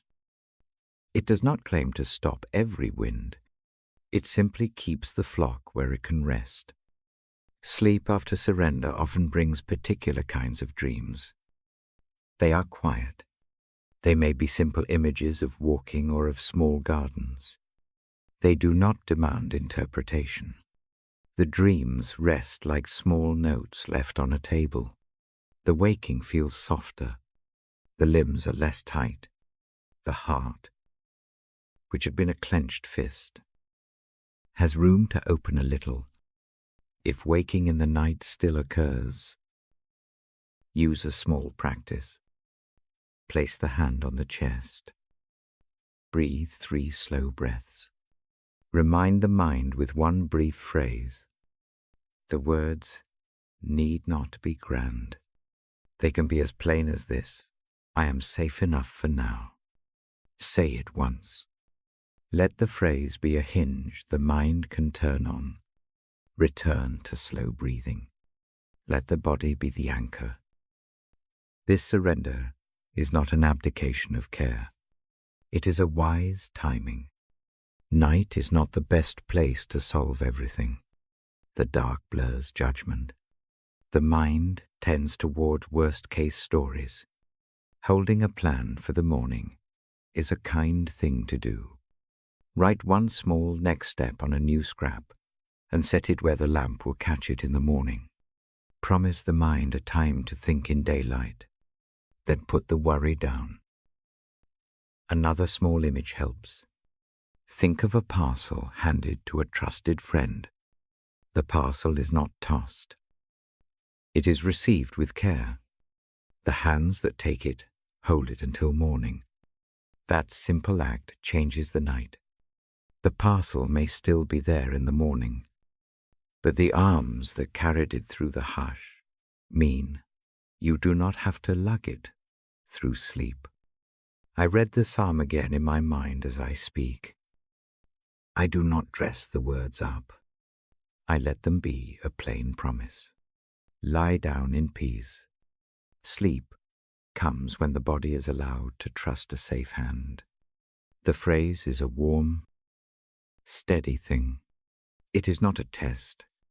It is an offer. A small bedtime ritual can steady this practice. Close the eyes and name one kindness found in the day. Keep it small. A warm cup, a short smile, a street lamp in rain. Hold that kindness for a breath, then let it sit beside the worry saved for morning. The two things together show a fuller picture of the day. Kindness and trouble can exist at once. Each has its place. If shame or regret keeps the mind awake, place them gently in the same ritual. Name the regret in a single line. Fold it. Lay it beside the kindness. Offer both to the quiet with a soft intention to return in daylight. This act is not pretending the past was fine. It is deciding not to spend the night replaying it. Sometimes the body itself needs aid. A warm bath before bed. Loose clothing. A small cup of tea. The practical comforts are not indulgence. They are tools for rest. Pair them with the short breath practice. The combination helps the nervous system relax. The mind follows the body. Sleep follows the mind. In beds where grief lives long, the psalm offers a steady truth. Safe dwelling is not the erasure of sorrow. It is the presence that keeps someone near while sorrow is processed. The fact that mercy keeps watch does not make grief hurt less instantly. It makes the hurt less tyrannical in the night. The heart can hold both sorrow and a small shelter at once. Before the page closes, try this short exercise with me. Place a hand over the heart. Breathe in for 3 counts. Picture a small door closing gently. Behind the door, the named worry is set. Imagine a trusted hand closing the latch. Say to the quiet, with a soft voice in the mind, I will look at this in the morning. Breathe out long. Feel the shoulders lower. Rest into the mattress. The lamp stays low. The Bible rests for a moment on the bedside table. The pages do not need to be heavy. The Psalm's promise will keep its place. Sleep may come soon. If wakefulness stays, return to the breath. Return to the image of the small house, the shepherd's gate, the parcel handed to a steady friend. Let these images do their quiet work. Tonight, let the final thought be simple and true. Rest. Safety is not a distant theory. It is a near hand. It watches. It keeps. It invites the body to lie down. It invites the heart to ease. Let the last breath be a small offering of trust. Lay the day down. Close the lids. I will read again soon. For now, sleep in the quiet shelter of that promise. The lamp rests low. The Bible lies open where my hand can find it in the dark. I fold my hands and breathe with you. In, hold a soft moment. Out, the breath slows. The house listens. Tonight, I reach for a line that sounds like a small promise. It says that God has plans to prosper and not to harm. Plans to give hope and a future. I do not press the words into argument. I let them sit like a warm cup beside the bed. They are an offering for the long night. I read the ideas slowly. Plans to prosper, not to harm. Plans that give hope and a future. Say the words in your head if that helps. Let each phrase land like a small stone on calm water. The ripples move outward. The chest eases. What does it mean for God to have a plan? It does not mean that every hour will be easy. It means that the long arc of life bends toward something steady. The image I hold is of a gardener who tends a wide plot. Some seasons are full of fruit. Other seasons are thin. The gardener's hands do not change. They keep working, planting and pruning. The promise is not that every day is harvest. It is that the gardener keeps tending. That steadiness matters more than momentary yield. I tell a small turning point.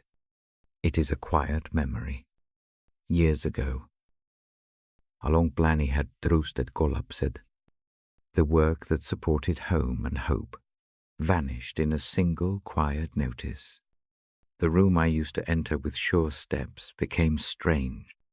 The future I had imagined folded inward. Nights were long. The mind rehearsed loss and wore it thin.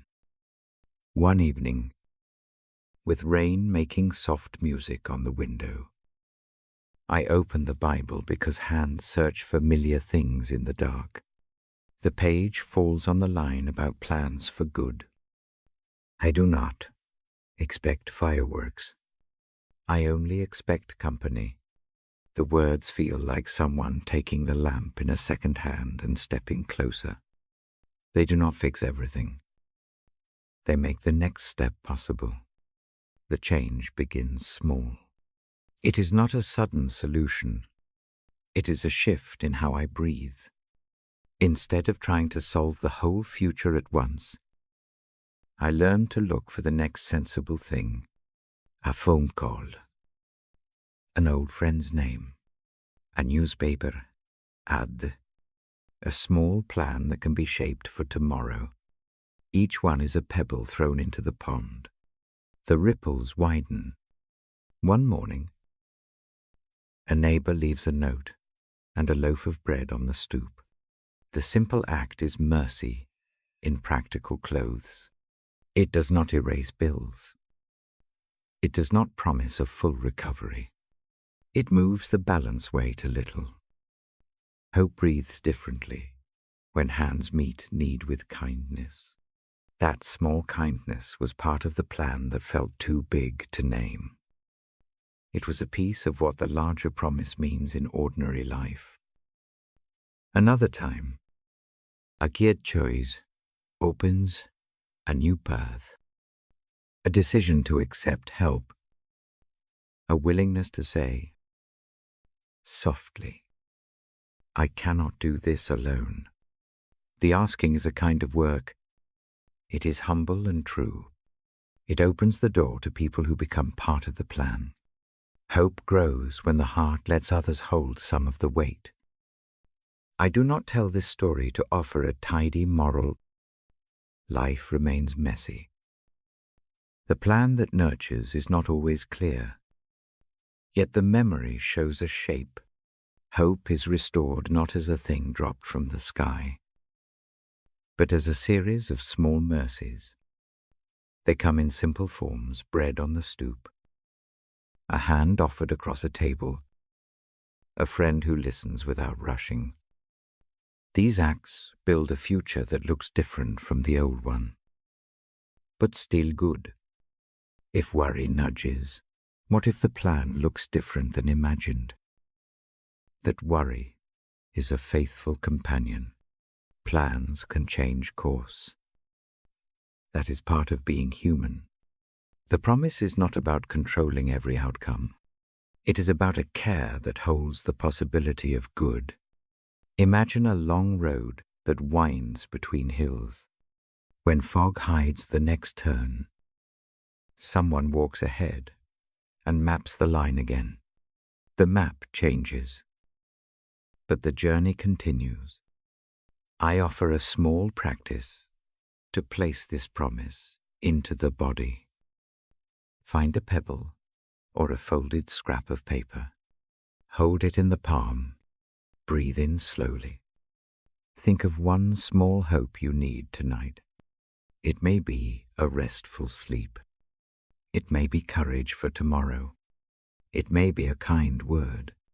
Give the pebble that one word in your mind. Let the pebble carry the name. Tuck it beside the lamp or under the pillow. The object is not magic. It is a tangible reminder that the future can hold gentleness. Another practice is a short imagining. Picture your life like a field at dawn. Mist softens the shapes. You cannot see the entire ground. Still. A path appears where the sun gives light.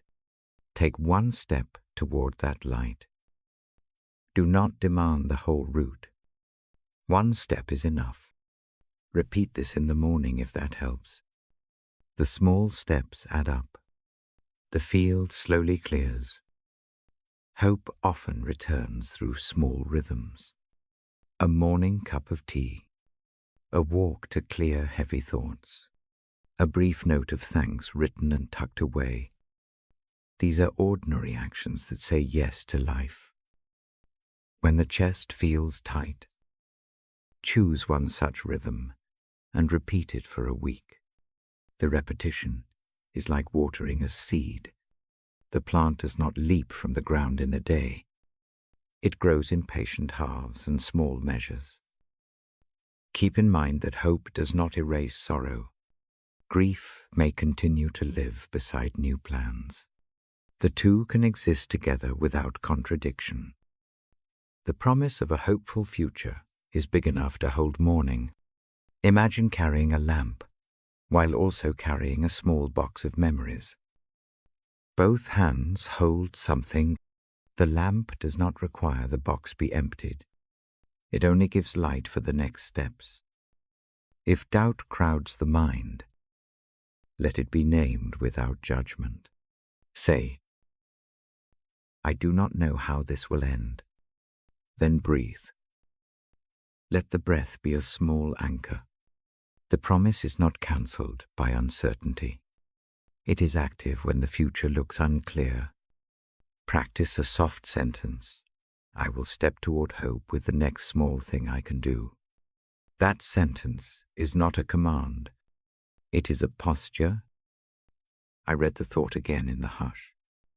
Plans to prosper, not to harm. Plans to give hope and a future. Let the words be a lamp on the path ahead. Let them change the rhythm of the night. Instead of rehearsing every worst possibility, choose one small action for the morning. Write it down. Put it on the nightstand. Let the mind rest, knowing there is a practical next step. For those whose nights are long and whose plans feel broken, remember the neighbor's loaf. Remember the hand that steadied the shoulder. Remember the small choice to ask for help. These are the threads that make up the broader tapestry of care. They are pieces of a plan that bends toward flourishing, in ways sometimes subtle and slow. If sleep does not come quickly, try this final practice with me. Close the eyes if that feels safe. Place a hand on the chest. Breathe in for 3 counts. Hold one gentle beat. Breathe out for 6. On the exhale, imagine a small future like a lighted window at the end of a lane. Step toward that window in your mind. You do not need to reach it tonight.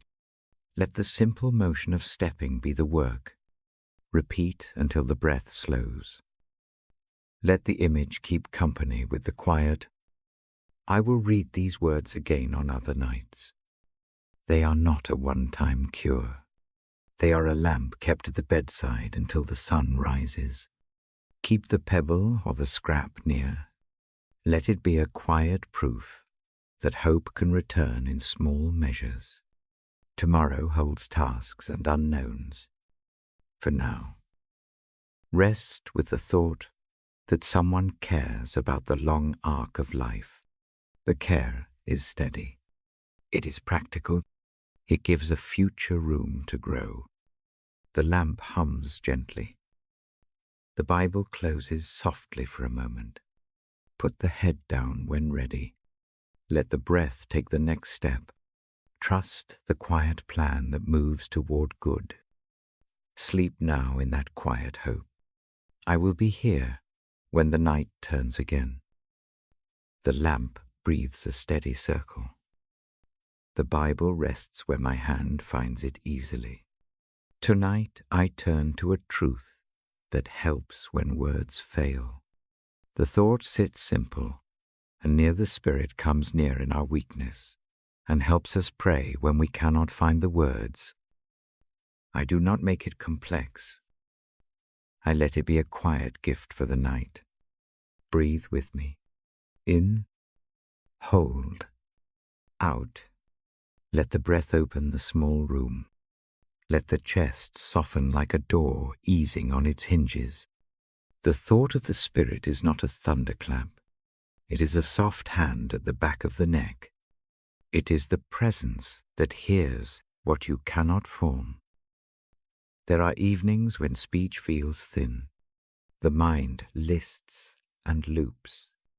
The heart has a name, but the voice cannot find it. In those hours, the small comfort is knowing that help arrives, even without sentences. The Spirit reaches into the silence. The help is gentle. It is not loud. It moves like a current under the surface. I remember a night when tears came and the throat closed. The wish to pray was there. The words would not come. Hands trembled. The lamp on the table looked like a distant star. I opened the Bible and let the pages be a pillow.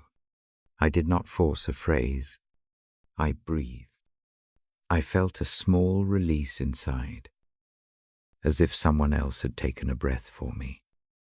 That passing comfort was real. It did not answer the why. It steadied the how. The Spirit's help often looks like a straightening of shoulders. It can be a deepening of breath. It can be a sudden clarity of what to ask next, or a soft surrender when no answers are near.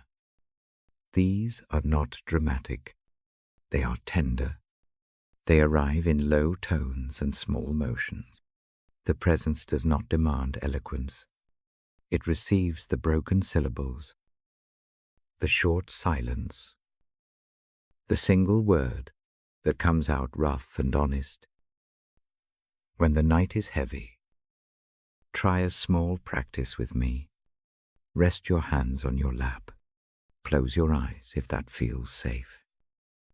Breathe in slowly. Count the inhale 1, 2, 3. Hold a gentle beat. Breathe out double the length. As you exhale, imagine a soft answering breath moving beneath your own. Picture it like a warm current under cool water. Let that image be the Spirit nudging silence into prayer. Another simple act is to sigh. There is power in the human sigh. It is an honest sound. Sighs do not need grammar. Some nights, the only things that come are long sighs. Let them be. Imagine each sigh as a packet placed on a small table. The packets are not swept away. They are received. The room is not empty to such offerings. The Spirit collects the unspoken burdens and lifts them in a quiet, steady way. Comfort sometimes arrives as a phrase that slips into the mind uninvited. It is not a sermon. It is a soft, companionable sentence that makes room. That line might be a memory of a kindness. It might be a remembrance of a hand held in a waiting room. Let the phrase sit. Let it be a small lantern in the dark.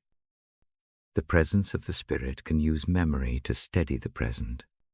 There are also nights when the Spirit's help is a stillness that holds the ache, not a removal of pain. Instead, a containment of it. Imagine a small, warm basin placed under a dripping leak. The drip continues. The basin keeps the floor dry. That is often how comfort works.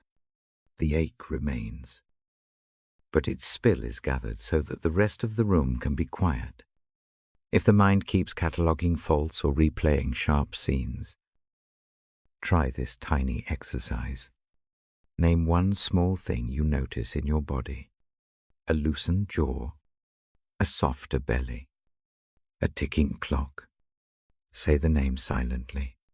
Then imagine a soft pressure at the sternum, like a fingertip pressing gently there. Let that pressure be the Spirit's touch. Stay with that sensation for a few breaths. The body listens. The mind often follows. Sometimes the help is practical, in the middle of a long season of worry. A friend might send a short message. A voice might read over the phone. A neighbor might leave bread by the door. These acts are outward signs of the inward help. The Spirit often works through human hands. Notice them. Keep them like small proofs on the bedside table. There is no need to perform or to show. This is not a test of faith. The point is presence. The Spirit meets the broken places without pointing at them with a ruler. That gentle meeting allows the heart to unclench. It makes room for evening breath to soften. It allows sleep to arrive sometimes where it had grown stubborn. When words cannot be gathered, try a soft humming. Hum low and even. Match the hum to the breath. The sound changes chemistry. The throat relaxes. The nervous system notices a difference and follows. Humming can be prayer without vocabulary. It becomes a lullaby for the anxious parts.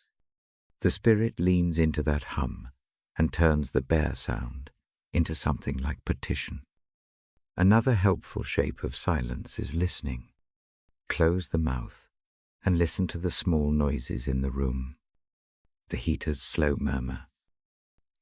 The page of this book when it turns. The distant hush of tires on wet pavement.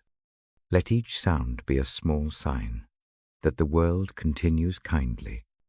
The Spirit's help sometimes arrives as the background music of care. It reminds the mind that sound exists beyond worry. On some nights, grief is a tight fist. The Spirit's work can be a hand that opens it. It does not command the wrist to be strong. It eases the fingers. It does so gently. The marginal relief makes the world bearable for a breath. That single eased breath matters a lot. It is a foothold. From that spot, small decisions can be made with less panic. If prayer feels impossible, try writing. Scribble a single line on paper, not for beauty, not for publication. For transfer, put the paper aside after folding it. The act of making ink and fold is like giving. The Spirit receives the gift. The hands that fold are the hands that let go. The ritual is slow and kind. It matches the night. There will be moments that feel like clouds passing on the inside, a tightening and then a slow easing. The spirit does not always make a visible change in the plot. Often the change is a small pivot of posture.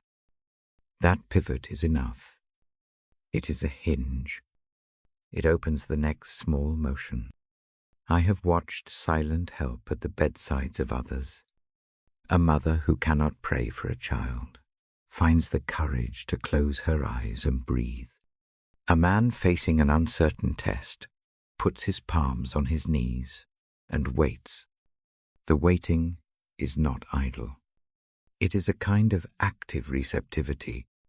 The spirit fills those pauses with an order that is quiet and wise. There is a modest courage in accepting help when words refuse to come. It looks like folding the hands and resting the forehead for a few breaths. It looks like allowing a single hot cup to warm the hands.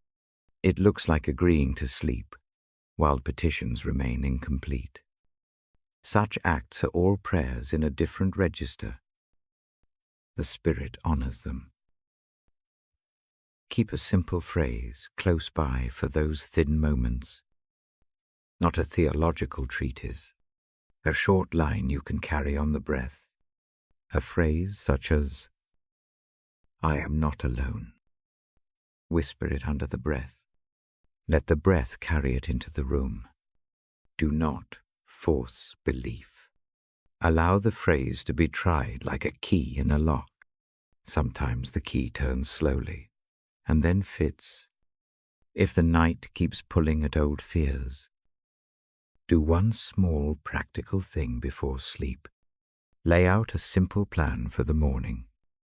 One small action, a phone number, a sentence to send. Something attainable. That tiny step gives the mind a place to land. The Spirit's intercession often pairs with human planning. The two work together. One steadies the other. Notice the tenderness in ordinary acts.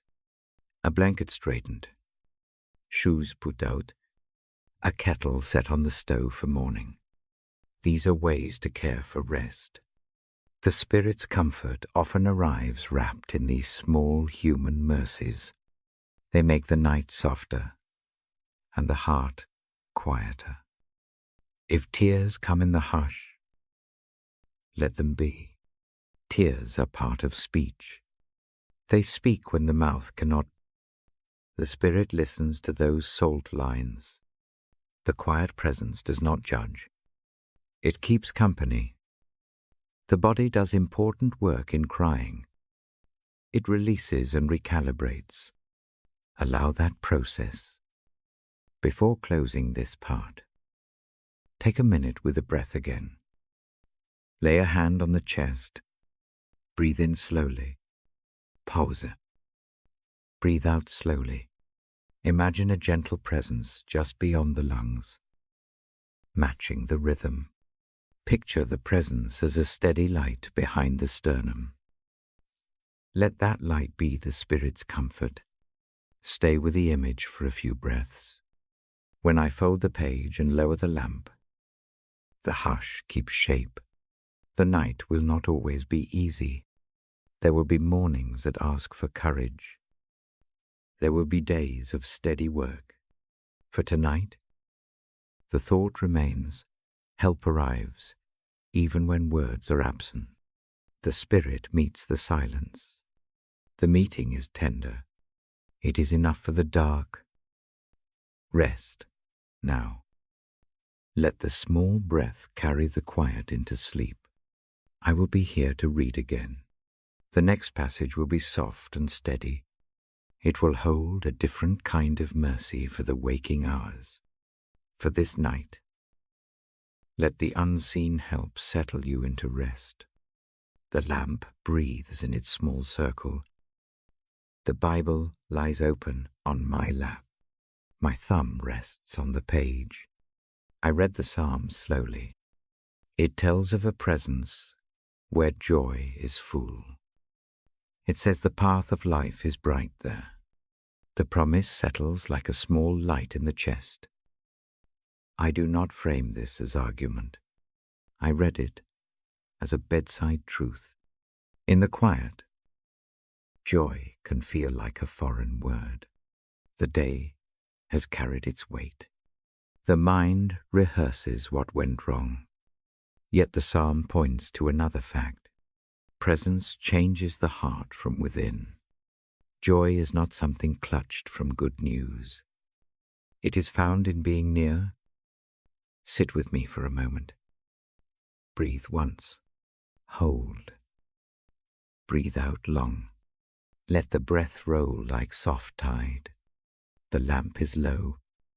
The sound of the house is slow. In that slow space, some things reveal themselves. A small joy can be a whole harbor. It needs only attention. I offer a short practice. Close the eyes if that feels safe. Picture a small room. The curtains are open a crack. A single star is visible through the gap. A cup is steaming on the table. The Bible sits. Pages warm from the lamp. In that room there is a sense of welcome. Nothing grand has happened. Yet the whole place feels full. Fullness of joy is not a bright shout. It is the quiet settling of a kettle. It is the softness of a hand on the shoulder. It is the hush that follows a song remembered. The psalm does not promise constant fireworks. It promises a deep contentment when presence is real. That contentment has edges. It holds sorrow too. It does not erase pain. It simply widens the space the heart can live in. Let me name a few small scenes that bring that kind of joy. A short walk at dusk. The air cools the face. The sky keeps its pale line. A neighbor waves from a porch. The greeting is small. It arrives like a coin dropped into a quiet heart. That single gesture can feel like bright currency for a tired soul. A mug held between two hands. The warmth seeps into cold fingers. Steam lifts into the quiet and then fades. The taste is simple. The act of holding is enough. That warmth can speak of presence. It says you are cared for, even in small comforts. A song hummed under the breath, no performance. Just a line repeated until the shoulders lower. Music sits in the body. It steadies. It can bring a soft and unforced smile. Joy gathers there like shy birds coming to a feeder. A thought offered as a breath. Some nights words feel thin. A single honest phrase can be enough. Thank you for this breath. Thank you for this light. Those short sentences do not need polish. They open the chest a little. When the chest opens, joy finds room. I read the psalm in paraphrase and let it sink. The presence it names is a steady companion. Even solitude becomes an opportunity. Solitude is not always loneliness. It can be a landscape where presence moves without crowding. In the quiet, joy may grow more vivid precisely because there are no other voices competing for space. Remember a small thing from today. Perhaps a bird on a windowsill. Perhaps a quiet nod from a cashier. Perhaps a line in a book that landed differently tonight. Let that memory rest in the mind. Hold it for a breath. Give it the attention it deserves. Each small remembrance is evidence that joy can be gathered like pebbles. The pebbles do not banish the sea. They make a path across it. I have a short habit I return to when sleep is thin. I keep a small jar by the lamp. A pebble goes into it for each moment of joy noticed that day. The pebble is not a tally of happiness. It is proof that light touches the day in small places. Sometimes the jar ends empty for a long season. That is okay. Sometimes it fills quickly. The point is the practice of noticing. Practice changes the heart. Joy often hides behind task lists and worry. Calling it out gently trains the eye to find it again. Start with one item. Name it. Hold it like a pebble. Place it into the jar. The ritual is tiny. Over time, it rewires attention. The brain learns that small delights matter. It learns that presence is a practice, not only an experience. There is a particular kind of joy that comes from receiving grace in small doses, a forgiveness offered across a table, a kind correction made with gentleness, mercy given without fanfare. Those things are not dramatic. They feel like mending thread. They pull frayed edges together. The psalm's fullness includes such repairs. Joy lives where wounds are tended. In solitude, prayer changes shape. It may be wordless. It may be a short list of names breathed out into the dark. The Spirit translates those small sounds into a wider language.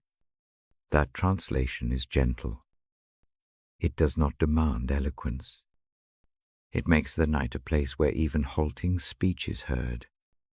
Joy arrives not because the problem leaves, but because a presence meets the asking with a patient answer. Take a breath with me. In, hold lightly. Out, imagine the presence as warmth across the shoulders.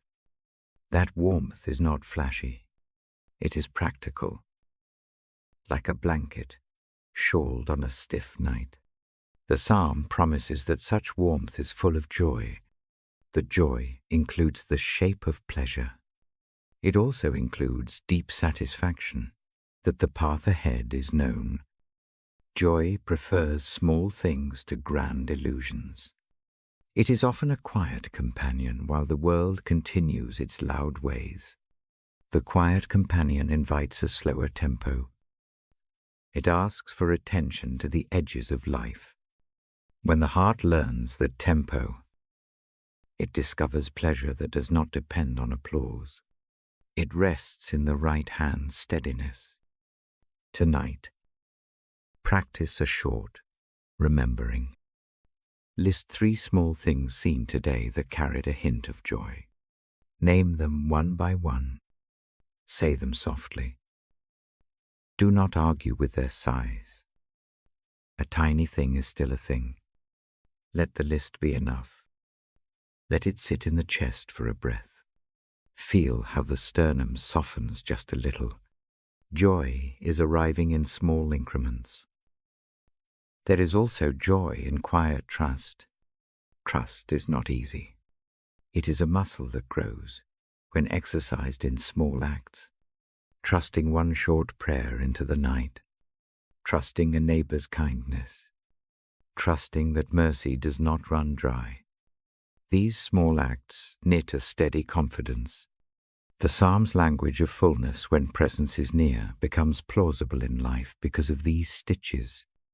If sorrow sits heavy, know that joy does not banish sorrow instantly. Fullness of joy can exist beside grief. Imagine a room with 2 chairs. Grief sits in one, joy sits in the other. Both are real. They may talk or they may sit in companionable silence. The presence of God does not demand the removal of grief. It makes room for both in the same place. When tears come, let them be. Tears are not the opposite of joy. They can be its companion. Sometimes a tear is the body's way of clearing space for a new kind of gladness. The psalm's promise is large enough to hold both wet and sunlit moments. I read to you now, softly, because reading itself can be a simple practice of joy. The sound of an old phrase becomes familiar, like a lullaby. The words do not need to be ornate. They only need to be true and kind. Let the cadence slow the pulse. Let each line land like a pebble on a still pond. The ripples calm the surface. There is a small discipline that helps keep joy near. Begin and end each day with a short sentence. One thing I noticed that was good today. Not everything will be good. Just one small thing. Keep the sentence simple. Place it toward the bedside like a note. Repeat it tomorrow. Watch how the habit changes the direction of attention. Solitude does not have to be silent loneliness. It can be an intentional listening station. In that station, the presence named by the psalm sits close. Joy filled to the brim is not always bright. Often it is steady. It supports action. It soothes reaction. It turns panic into patient steps. I slow my voice now. The lamp breathes lower. The house holds its hush. If sleep comes upon you, let the thought of fullness of joy ride into dreams. If wakefulness stays, return to a single small thing you noticed today and hold it in the palm of your mind. Let it be a warm pebble. Before I close this page, try a tiny exercise with me. Breathe in. Picture the presence as a soft room. Breathe out. Name one small pleasure from this week. Hold it. Breathe in again. Let the name rise to the lips without forcing it. Breathe out and tuck it into the jar of pebbles in your imagination. Smile if it comes. If it does not, that is all right. The practice matters more than the feeling. The psalm gives no hurry. It gives a steady promise in presence. Joy is full. Let that promise be a lamp for the coming hours. Let it keep vigil where loneliness might otherwise sit. Let joy and sorrow live together without shame. I will read another passage soon. For now, turn the page gently when you are ready. The next passage will call us into a tenderness of action. It will invite a trust that takes shape in small deeds. Rest in this gathered joy. Lay down the day. Sleep with the quiet knowledge that presence fills the night with a soft and lasting gladness. The lamp keeps its soft circle. The Bible rests open in my lap. The page breathes beneath my thumb. Tonight I move to a short, steady line from Proverbs. It asks for trust with the whole heart and the quiet act of acknowledging God in every small choice. I do not make it a lecture. I offer it as a bedside light. Trust is a small, risky thing in the dark. It asks for a kind of surrender that the mind resists. The verse does not demand bravery as a performance. It asks for honest hands and a willing heart. Trusting with the whole heart means bringing the messy middle. It means folding the plans and fears together and placing them where they can be held. Not judged, I share a memory that sits close to this truth. It is not dramatic. It is the kind of slow turning that happens when a life rearranges little by little. Years ago, a path I had counted on closed quietly. Work evaporated in one slow afternoon. The future I had sketched on napkins and in late-night lists dissolved like steam. The house felt too still. The chest learned a new kind of tightness. I read the verses because hands reach for familiar things in the hush. The words about trust landed like a small bell. They did not fix the loss. They changed how I breathed. Instead of trying to calculate every possible outcome, I began to practice a different posture. I leaned my weight into the promise, as if it were a hand at the small of my back, not to push me forward, but to steady the step. The practice started with small acts. Each morning, I chose one tiny thing to acknowledge as a moment of care: a warm cup of tea, a neighbor's quiet wave, the smell of damp earth after rain. These were not solutions. They were reminders that the world still contained goodness. I said a short phrase. Under the breath, I trust this day. The phrase was not meant to prove faith.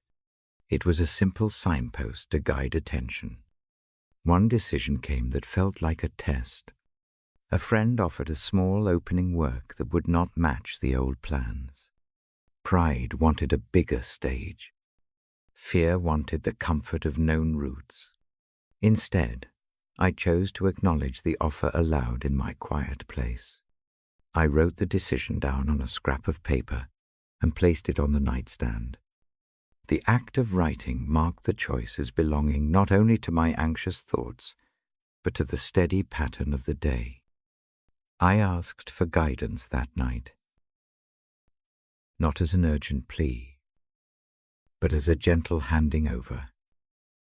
What happened next was slow and surprising. Doors did not burst open with light. Instead, small corridors formed. The new job was modest and steady. It taught patience and small competence. Through it, I met people whose calm kindness reshaped the edges of my fear. One colleague saw a quiet skill and named it in a way that made it real. Another neighbor, who worked with local charities, invited me to help with a small project. That project turned into a way to use abilities I had feared useless. The path was not what I imagined. It was gentler. It was truer. Trust in that season felt practical. It was not an abstract exercise in optimism. It was a series of small choices made without the need to see the end. A next phone call, a short walk, an honest confession to a friend. Each step was a way of acknowledging God in the practical things. In doing so, unexpected guidance arrived. Not in thunder, but in human hands and quiet openings. There are nights when the heart still wants to calculate every possible failure. Old fears return like shadow patterns. When that happens, I return to the porch of small rituals. I place a hand over the chest and breathe slowly. In for 3. Out for 6. I keep the breathing long enough that muscles release. Then I name one worry, no more than one.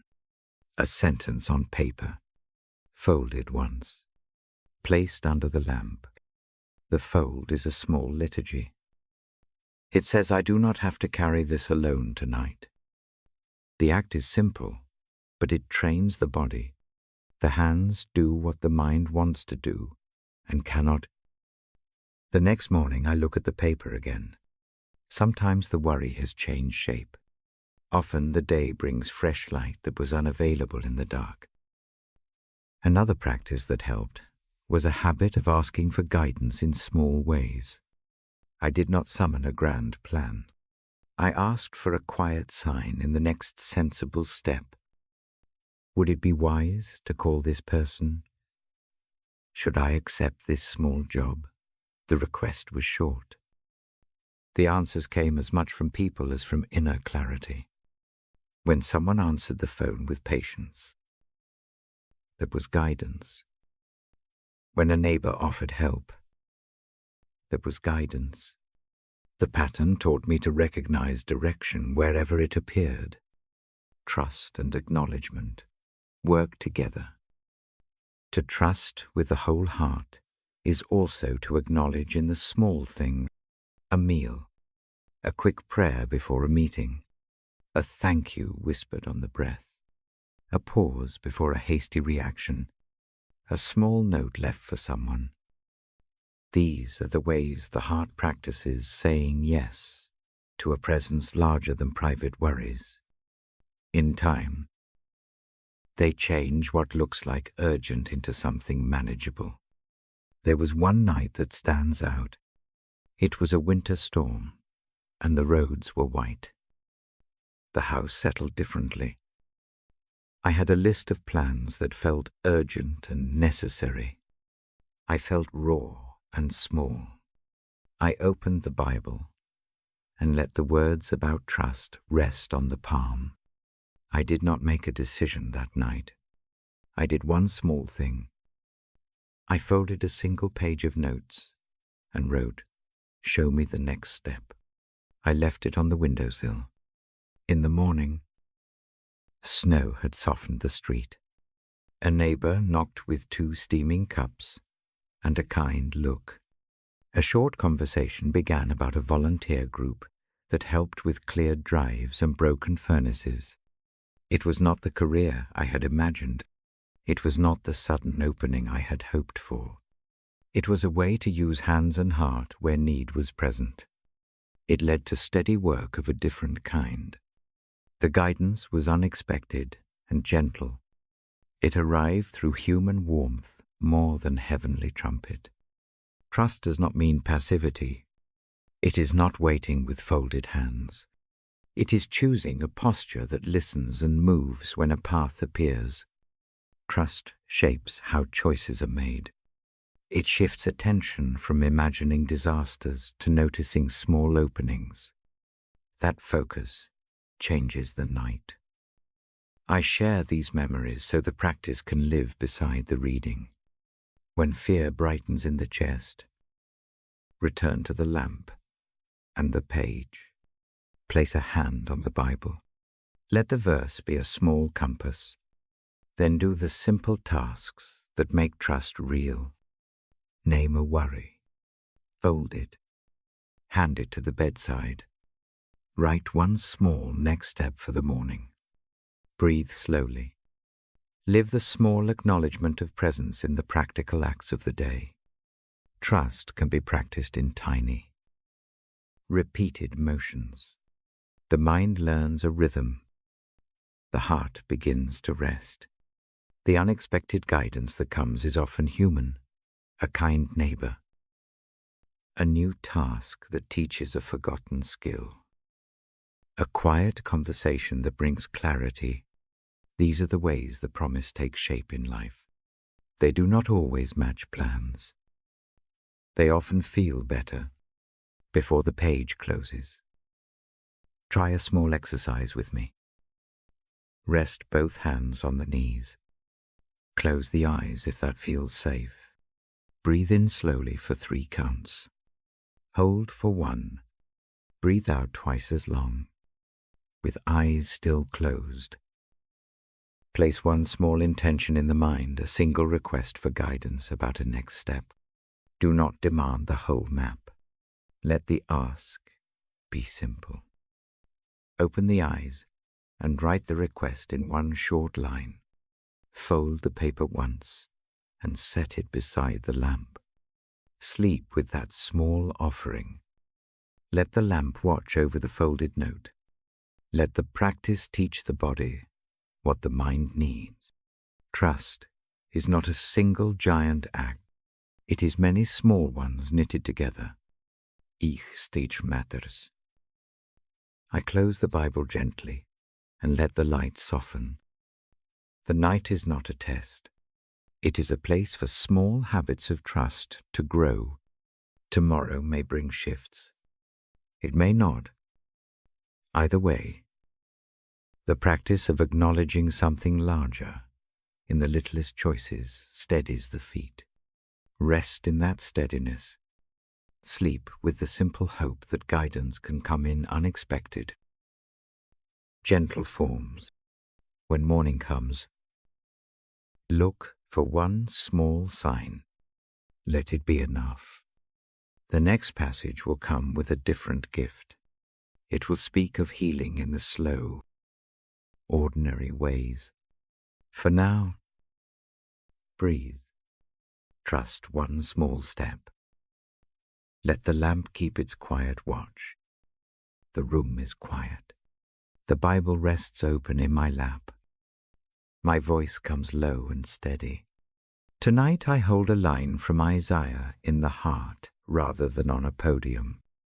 It says that wounds were born so that healing might come. I do not make the words heavy. I place them like a soft cloth over an aching place. Listen while the breath eases. In, hold, out. Let the chest soften. The story I tell is not clever or sudden. It is a slow untying.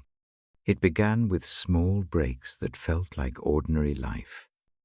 Over time, those breaks became a long braid of hurt, a betrayal that was not shouted, but felt in the silence, a childhood coldness, remembered in the empty space beside a bed, a string of nights when the pulse never settled. The memory sits close now. It is not a spectacle. It is a domestic hurt, a friend who did not show up when needed, words that cut and were never taken back, small rejections that multiplied until they formed a shape. Each one is a little paper cut. The skin heals, but the scar maps the hand. Those scars taught a way of guarding the heart. In the hush, I turn the pages not to prove anything, but to let a story of healing have company.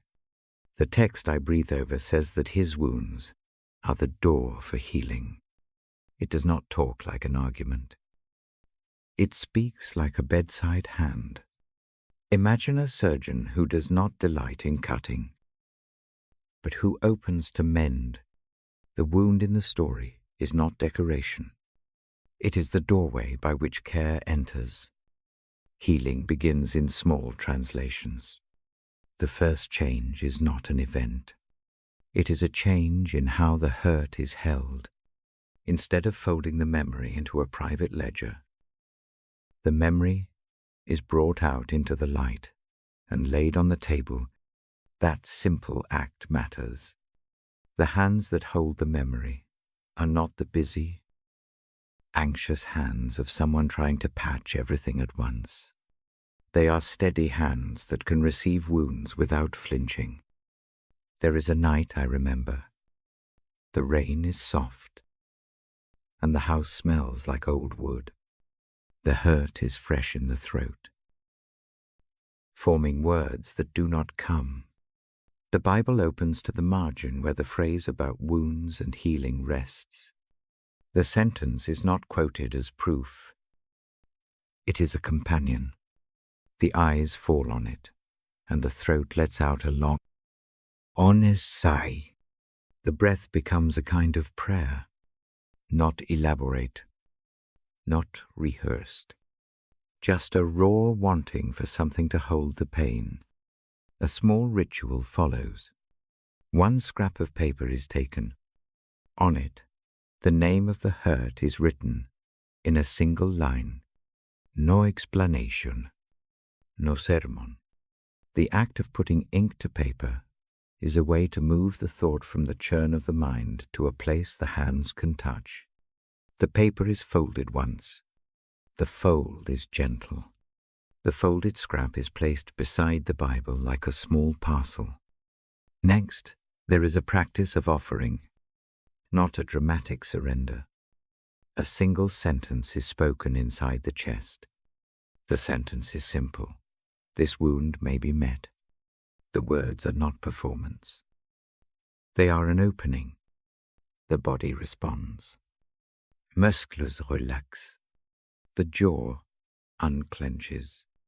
That small loosening is the beginning of a different story. Healing in the Christian way, I have learned, is not the instantaneous erasure of pain. It is an invitation for pain to be met by something larger than the anxious mind. Wounds remember. Memories keep their edges. Yet when those wounds are held by the story of care that Christ's suffering gives us, they are not left to run and infect every room. A new narrative begins, where the wound becomes a place for mercy to touch. There is a moment in my own journey when that mercy felt tangible. It did not come as a thunder of revelation. It arrived as a steady presence while the hands were quiet. A friend sat nearby without trying to fix anything. A hymn hummed under the breath. The quiet presence felt like a steadying hand at the back of the neck. It did not erase the story of what had happened. It made sitting with that story bearable. Work followed in small, patient ways. First, the habit of speaking truth aloud, naming a fear in one sentence, admitting a hurt to a trusted person, not making speeches, just brief honesty. Second, the discipline of receiving the opposite of accusation, letting kindness in as a small, concrete thing. When a neighbor brings soup, when a colleague notes a small strength, those small acts of care begin to re-sow the place where the hurt had made a tear. Agiedir, deeper part of healing, is learning to allow tenderness for self. For too long the response to hurt was to harden. A brittle armor forms because it feels safer. But armor presses in. It makes the ribs tight. The wound needs soft care. The same lines that speak of wounds and healing invite gentleness toward the self, a hand on the chest, a slow breath, a small admission I am worn out. That admission opens room for repair. There are practical nights in this work. A chair is pulled beside the lamp. A journal is opened. A list of small, kind acts for the next day is made. Nothing grand. A phone call. A walk. A giedmial. These are not cures.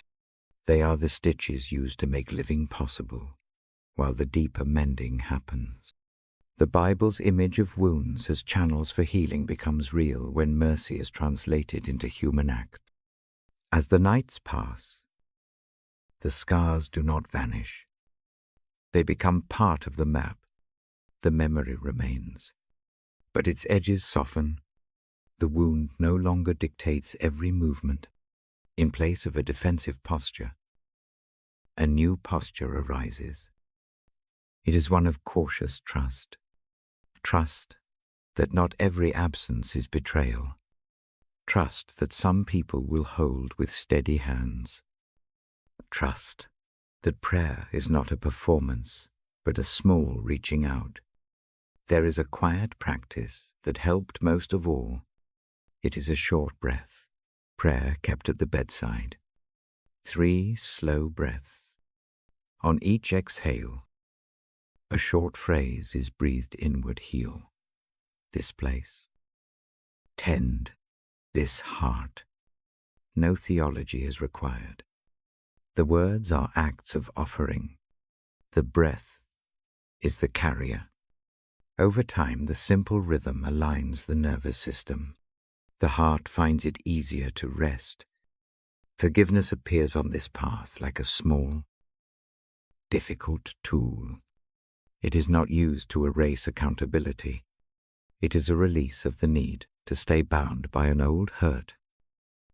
When forgiveness happens, it looks less like applause and more like a hand, unclenching.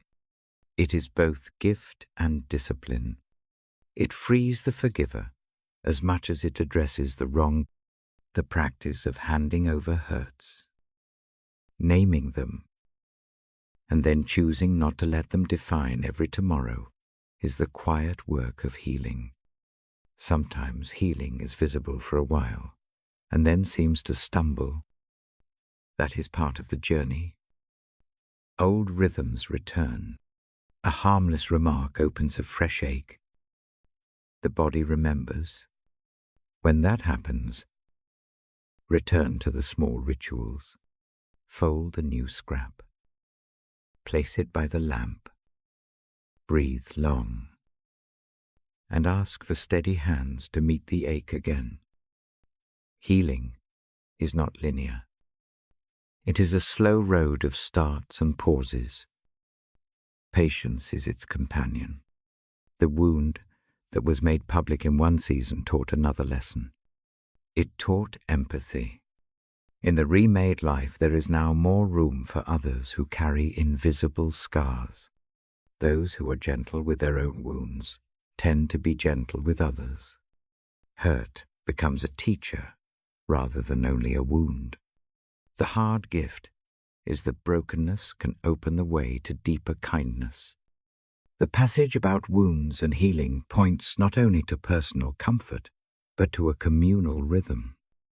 When the injured are met with tenderness, a different kind of society grows. Small acts of mercy spread. A neighbor steps in. A friend listens. A community forms steady edges around the vulnerable. The presence that met one heart widens its reach through human hands. That is the quiet work of the gospel in ordinary life. Tonight, as the words settle, place a hand over the place that still feels raw. Breathe with intention. Inhale slowly. Let the air be gentle. Exhale longer. Picture the wound not as a proof of failure, but as a doorway. Imagine a warm, steady hand meeting the hurt at the doorway and tending it with care. Do not expect dramatic erasure. Expect gradual mending. If sleep is slow to come, try this final bedside act. Think of one small hurt from the day and give it a single, short sentence. Fold that sentence on paper. Put the paper by the lamp. Say in the heart, I leave this here for the night. I will return to it tomorrow with fresh hands. Let the phrase sit like a small promise. Let the breath carry it. Let the lamp watch. When morning comes, the hurting place will still be there in memory, but the presence that meets wounds will have been near. That nearness matters. It steadies the step.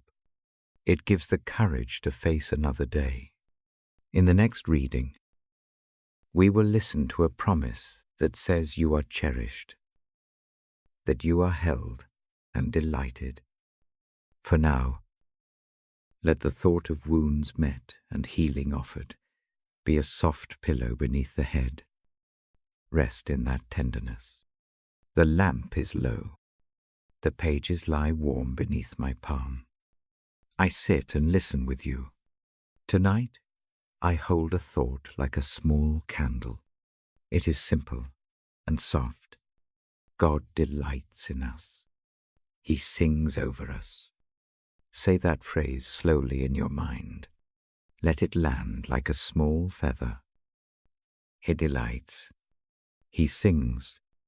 The image is gentle. It is not a thunderclap. It is a quiet, steady song that goes on even when the house is still. I keep my voice low. The words are meant for ears and for the chest. Imagine a parent standing in a doorway, humming while a child sleeps. The tune is not polished. It is sincere. The melody carries a kind of possessive tenderness. It says, I am glad you are here. I will watch you. That image points towards something I have noticed in the margins of long nights. There are moments when the world looks spare and the heart feels threadbare. In those hours, a small sound can change the shape of the room. I remember a winter when the house seemed hollow with worry. Work was uncertain. A relationship leaned on thin wires. The nights stretched. I sat by the window with the Bible and the lamp. The rain was soft. My hands were busy opening the pages and closing them again. Sleep avoided me. The mind rehearsed problems like a tired script. I read a few lines and closed the book. I did not pray in proper form. I only breathed and listened. A sound came then from the street below. A neighbor walked home, and between steps she hummed a tune. Not a song, I recognized. Not even a song she meant to sing for anyone. But the small, human melody drifted up to the window and touched the room. I felt a warmth behind the ribs. Not because the tune solved anything. It did not. It only reminded me that a voice was nearby that cared in the most ordinary way. In that tiny moment, the thought rose, perhaps God sings like that.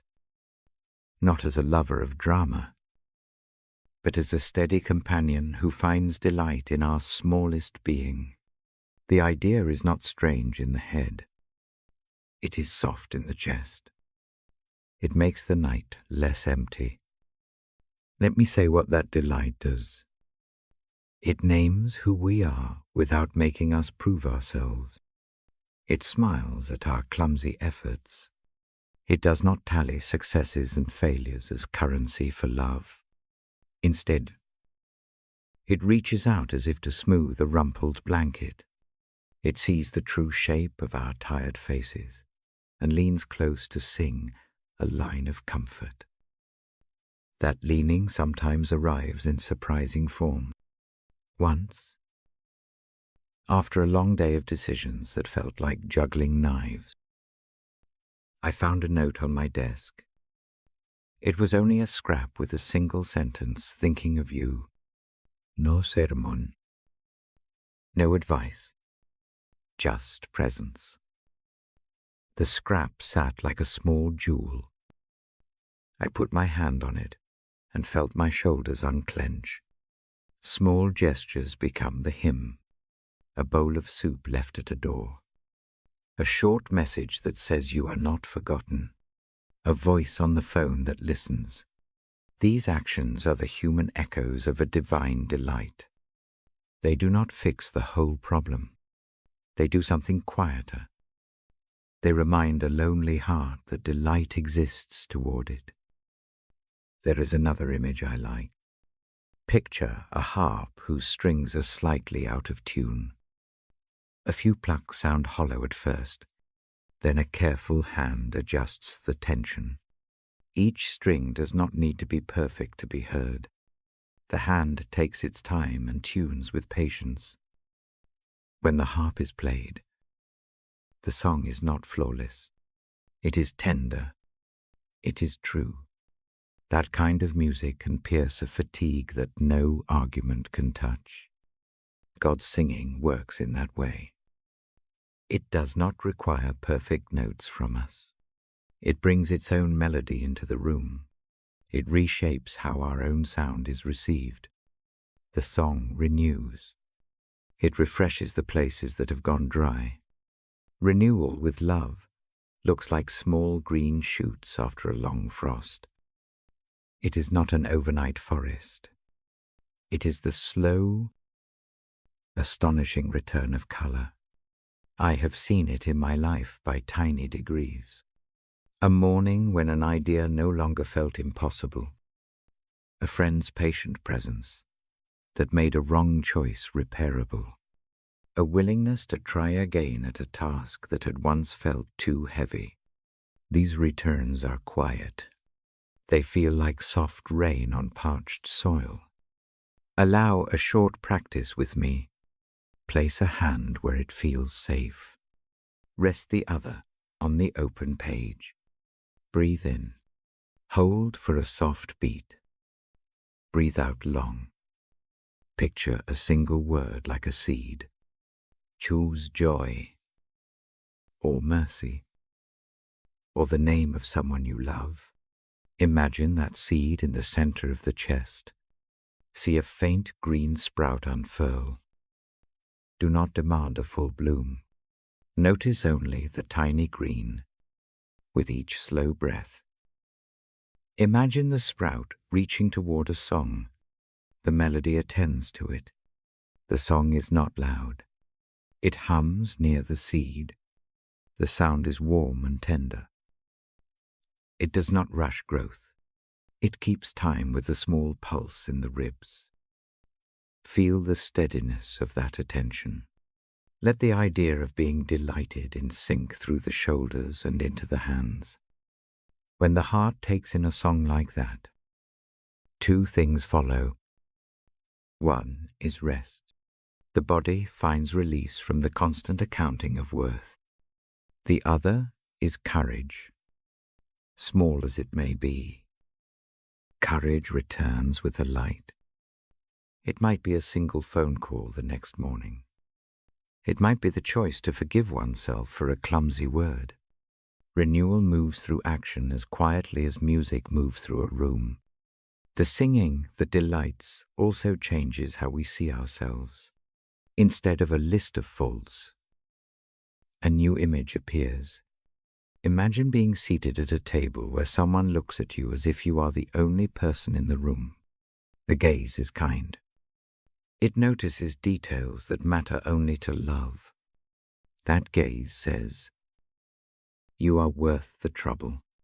That gaze creates a space in the world where the self can breathe. I do not mean to make the idea over large. Delight is not a claim that every day will be easy. It is a lens that makes the ordinary habitable. It is enough to slow the frantic parts of the mind so that repair can begin. Think of a hand that smooths the edge of a torn curtain. The curtain is still torn. The hand's care lets the room look whole enough to rest in for a while. There is also a practical rhythm to receiving this delight. Notice small things that point to being cherished. A message left at a doorstep. An evening call that lasts longer than the need. A neighbor who brings an extra loaf. Keep a small list in your head of these gestures, like quiet evidence. When the night becomes loud with fear, return to the list.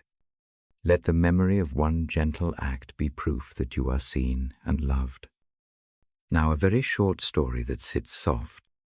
Years ago, in a house that smelled of boiling tea, I sat with a child on my knee. The child's breath was slow. The room hummed with a simple tune I did not know. It was a melody that the child's grandmother used to hum while arranging the laundry. The tune was not perfect. It was a crooked, frequent refrain. Yet when it touched the small face on my lap, the child sighed and slept deeper than any sleep I had seen in weeks. The sight became a small sacrament to me. The tune was old and not particularly beautiful by concert standards. It was beautiful by the standards of care. The rhythm communicated delight. The child felt adored without doing anything. The melody held nothing to prove. It only gave itself. That moment taught me how renewal arrives when adoration is simple and steady. As you listen, let your own memory come. Think of one small sound that made you feel safe. A voice, a rustle of leaves, the click of a kettle. Let that memory sit for a slow breath. Allow the idea that you are delighted in to fold into that memory like a warm shawl. If tears come, let them. They are part of a heart, aligning with a new music. The song of delight sometimes loosens old hardness. Tears are not a sign of failure. They are the body's way of clearing channels for renewed life. When the thought of being adored is hard to accept, bring only curiosity. Ask, what would it be like if I were truly delighted in? Hold the question lightly. Do not force an answer. Let the question hang like a bell for a gentle ringing. Often the answer comes in small increments, rather than a single revelation. I will read to you tomorrow from a different place. Tonight, keep this image with you, a soft song carried into the room, a hand that tends, a steady attention that calls you beloved. Let that image shape the next breath. Let it sit as a small promise against the pillow. When you are ready, breathe again with me. In, hold a soft beat. Out long, imagine the melody wrapping the shoulders like a shawl. Feel the weight of being chosen. Ease a fraction. Rest in that easing. I will close this portion soon. The lamp will stay low. The Bible will remain on my knee. Hold the small, true idea that you are delighted in. Keep the seed of renewal where your heart can find it. In the next and final part, we will gently close and embrace these words fully for the night. For now, let the song keep company with your breath. The lamp breathes low. The pages rest quietly beside me. I keep my voice soft and steady. Tonight is the final stretch of our time together. The air in the room is still. The world outside lets itself fall away for a while. I invite you, gently, to settle deeper. Lay your head where it feels safe. Let the shoulders soften. Let the hands find a place that is comfortable. Breathe with me. In, hold. Out, keep the breath slow and even. Each one is an invitation to let go of one small tension. With every exhale, a small piece of the day slides into rest. Picture a room you know that is calm, a single window with the night beyond it, a lamp low on a table, a Bible closed with careful fingers resting on top. The house hums its familiar tune. The cup of tea sends up a little steam, and then quiets. The image is simple. It asks nothing more than attention. Tonight, the word is not a test. It is not a list of tasks. It is a gentle shelter. Let the idea sit. The Bible comes as a companion at the bedside. It keeps a steady hand while the mind works through its scraps. The pages have held many hands before. Their edges remember small prayers without fanfare. That memory is a kind of company. If the chest is tight, name one small thing that feels heavy. Do so without argument. Then imagine placing that thing into the closed book with care. The act is symbolic. The motion moves weight from the ribs into something that can be tended. It is not a magic trick. It is a simple, bodily practice that teaches the heart to believe help can be born. We have walked a slow path tonight. We have listened to promises and to quiet practices. We have learned small rituals that steady the nervous system. We have let the breath be our instrument. Each exercise has one aim: to make the night manageable, to mend the edges so the next step is possible. Hold that aim like a small lamp. If sleep presses in, let it come. If it does not, that is all right. Rest has many faces. Sometimes it looks like a softening around the eyes. Sometimes it is an inner quiet that makes the mind less sharp. Sometimes it is a deliberate choice to be still for a while. All of those are permitted here. No proof is required. No scoreboard waits at morning. If someone else crosses your mind, a friend, a neighbor, a person who struggles at night, consider sharing this little routine. A short message, a gentle suggestion to sit with these pages, or the act of playing these words for a tired ear can be a kindness. In that simplicity, mercy spreads. The offer need not be loud. A small, private invitation often holds the most warmth. When you think of sharing, do not imagine a campaign. Think of a quiet lamp handed across a small table. Think of a neighbor with sleeping children who could use a soft reading. Think of a friend in a lonely hour. A gentle reach is the kindest form of evangelism. It is not words to win arguments, but bread for the weary. For those who keep a practice, keep it small. A short nightly habit lasts longer than a grand effort begun in fatigue. Try leaving a single note by the lamp each night. Write down one small mercy notice that day. Fold it and keep it. Over time, the pile becomes proof that light returns. For Schumann, the pile is a slow, quiet witness. For others, it is a lifeline. I stay with you as the lamp leans towards sleep. My voice does not shout across the dark. It only offers repeated, kind phrases to narrow the mind's hurry. If the eyes close, the reading continues in memory.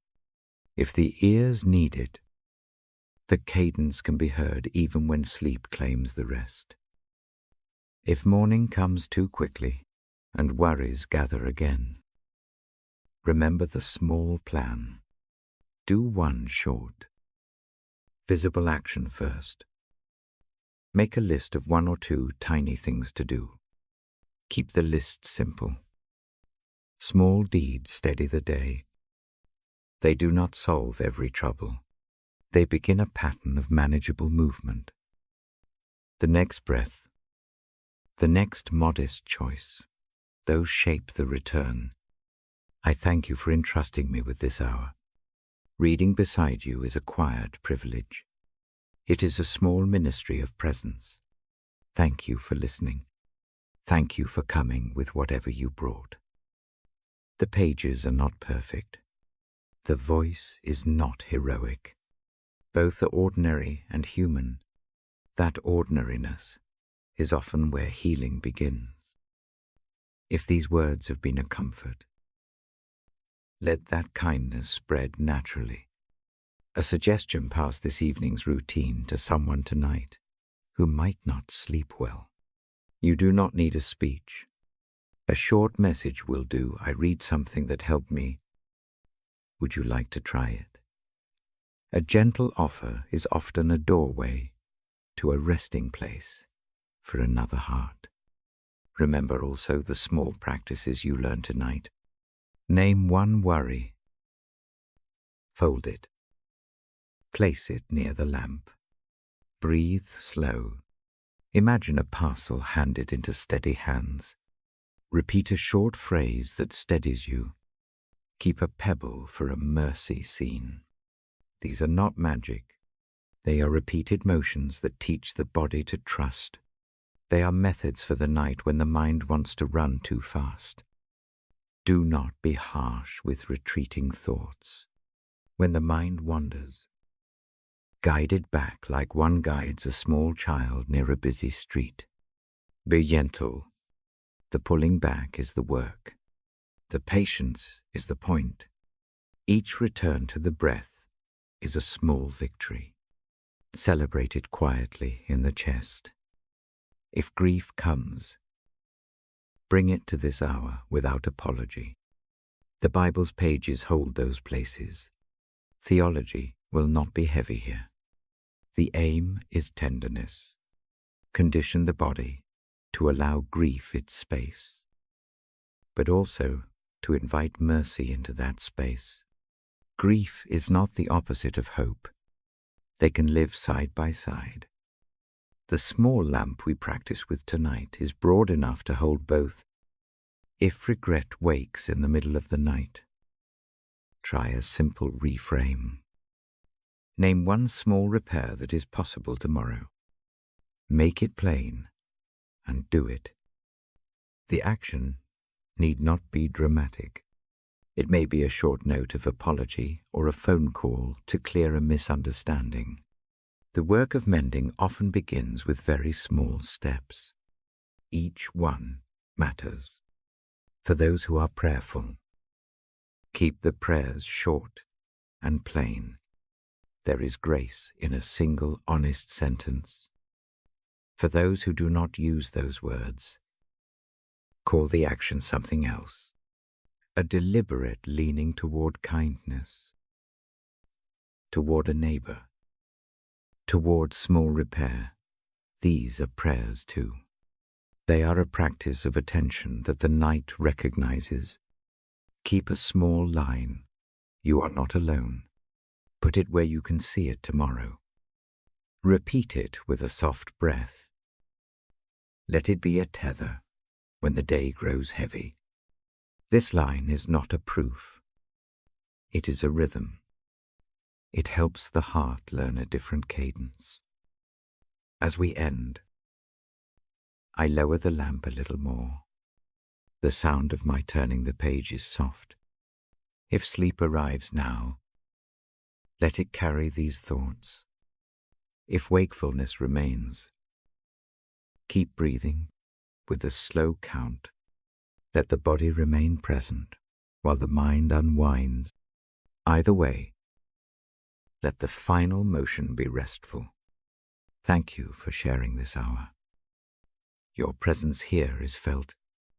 The act of listening matters.